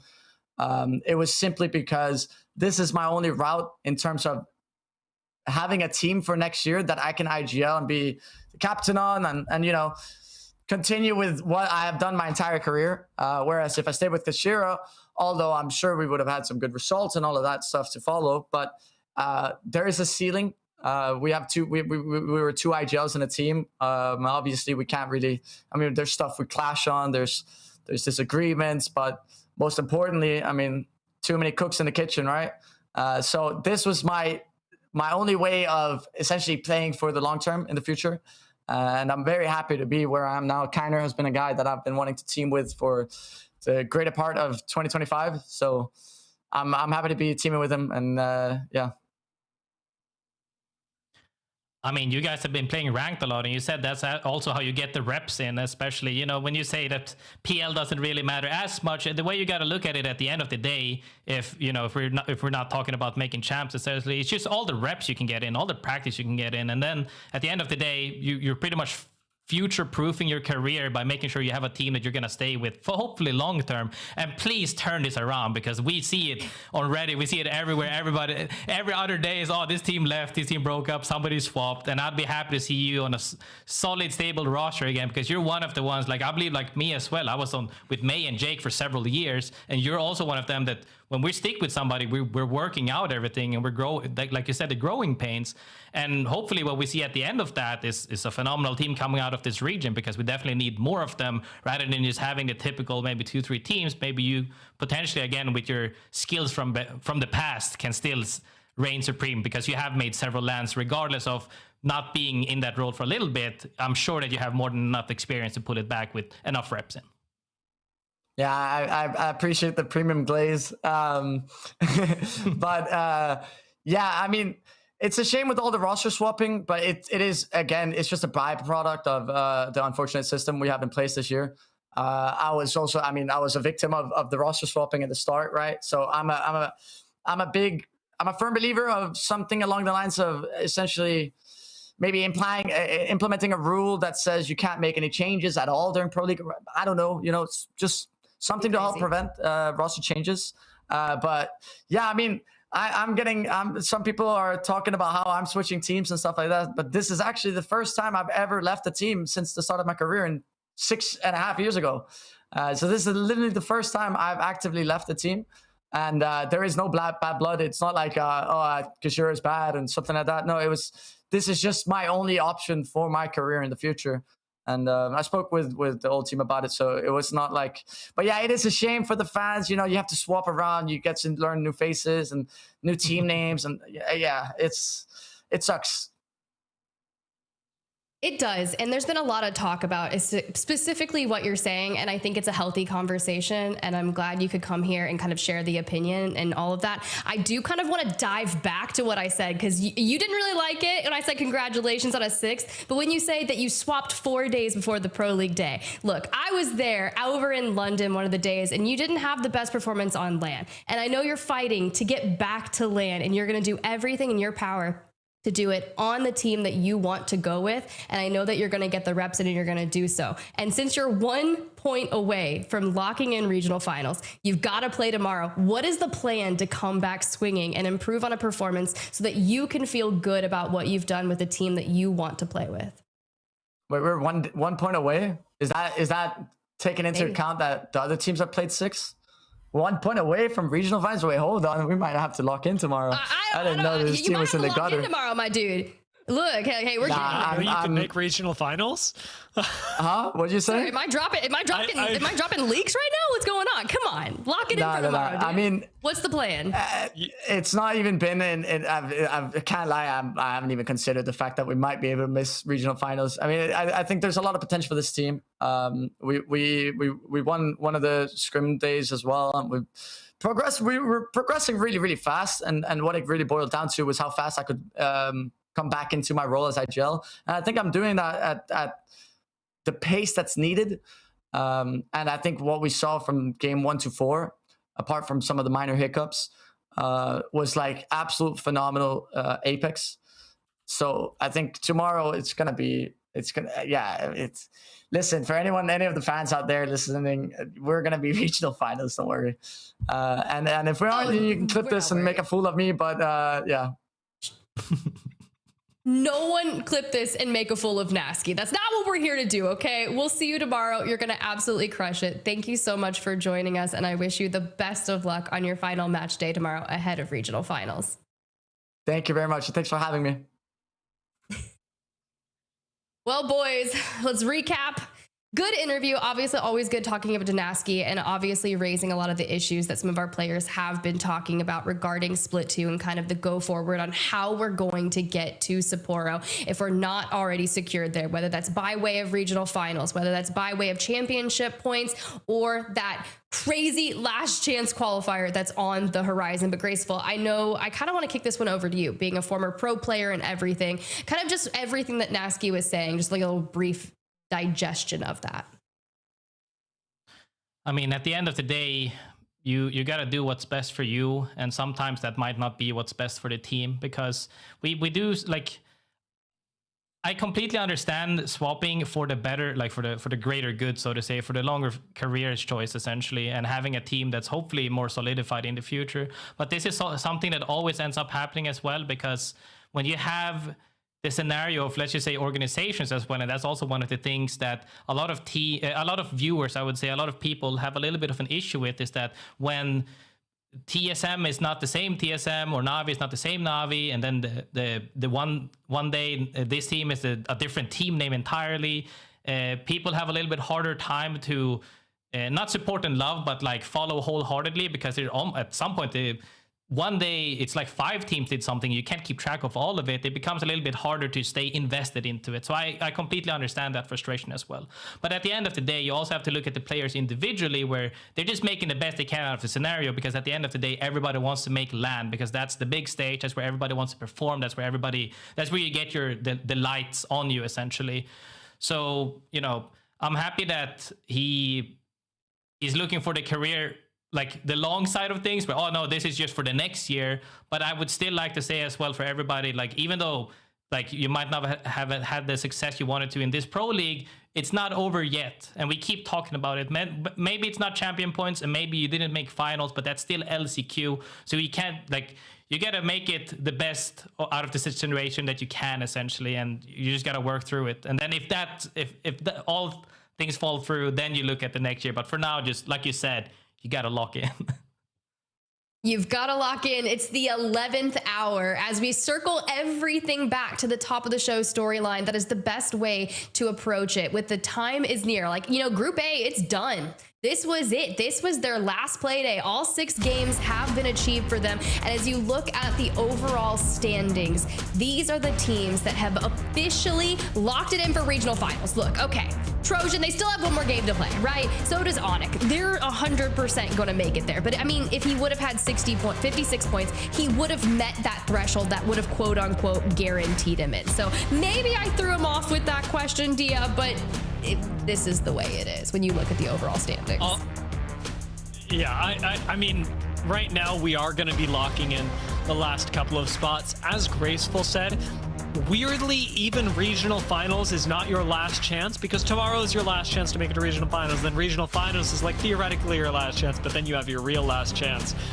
However, for each of those days that goes by, we are going to get different victors, different success stories. And one of the ones that I'm looking at right now is not just the battle for who's going to make regional finals, but the battle for dominance in EMEA. GoNext and Alliance are actually quite close right now. And today, I think Alliance really showed up and said, hey, we're not ready to be dethroned just yet. GoNext.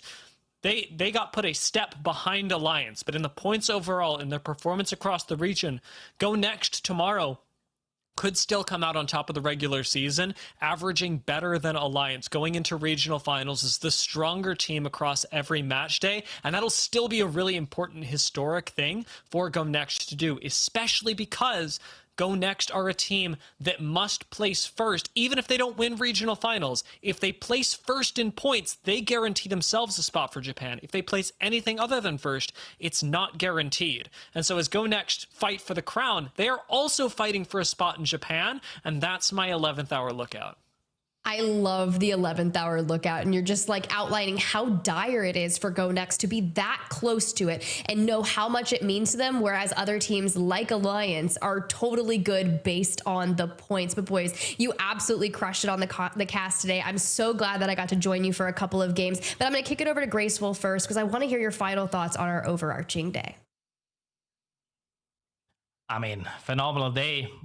Good Apex that we've seen overall. A lot of these teams have been performing like we have been expecting, like the likes of GoNext and Alliance, behemoths like always. However, I have seen some sort of lights in other teams as well, on the maybe even on the bottom, like even on the bottom 10 teams. Some of them have shown potential to be able to make those plays, but for those teams that haven't been able to, that don't have one more round to play, essentially are gonna have to take a little break and work on it coming back later on. But for the people playing again tomorrow, you know, you just gotta be ready and step up. Step up, man. I can't even believe we're already talking about the final match day tomorrow ahead of the regional finals. And Dia, you kind of broke it all down so well, but I want to hear your final thoughts in general about today.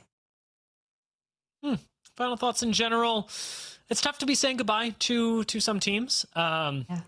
Especially knowing how hard they worked, and say seeing teams like Killer Whales, like FUL, and like ZiPLina Mafia no longer be able to make it into the regional finals, when it's clear how much progress they've made since the start of the split to be able to make it to the point where they're winning games. So while it is hard to say goodbye to some of those teams, I'm also excited to see them again soon. And this is going to be a pretty big roller coaster as we lead into qualification for Japan. As we said, we essentially have 4 days where the stakes are as high as they can possibly be. So while I am disheartened in some ways for the teams maybe not having their efforts recognized by having a chance in the regional finals, the fact that they still have a chance at all does soften that blow.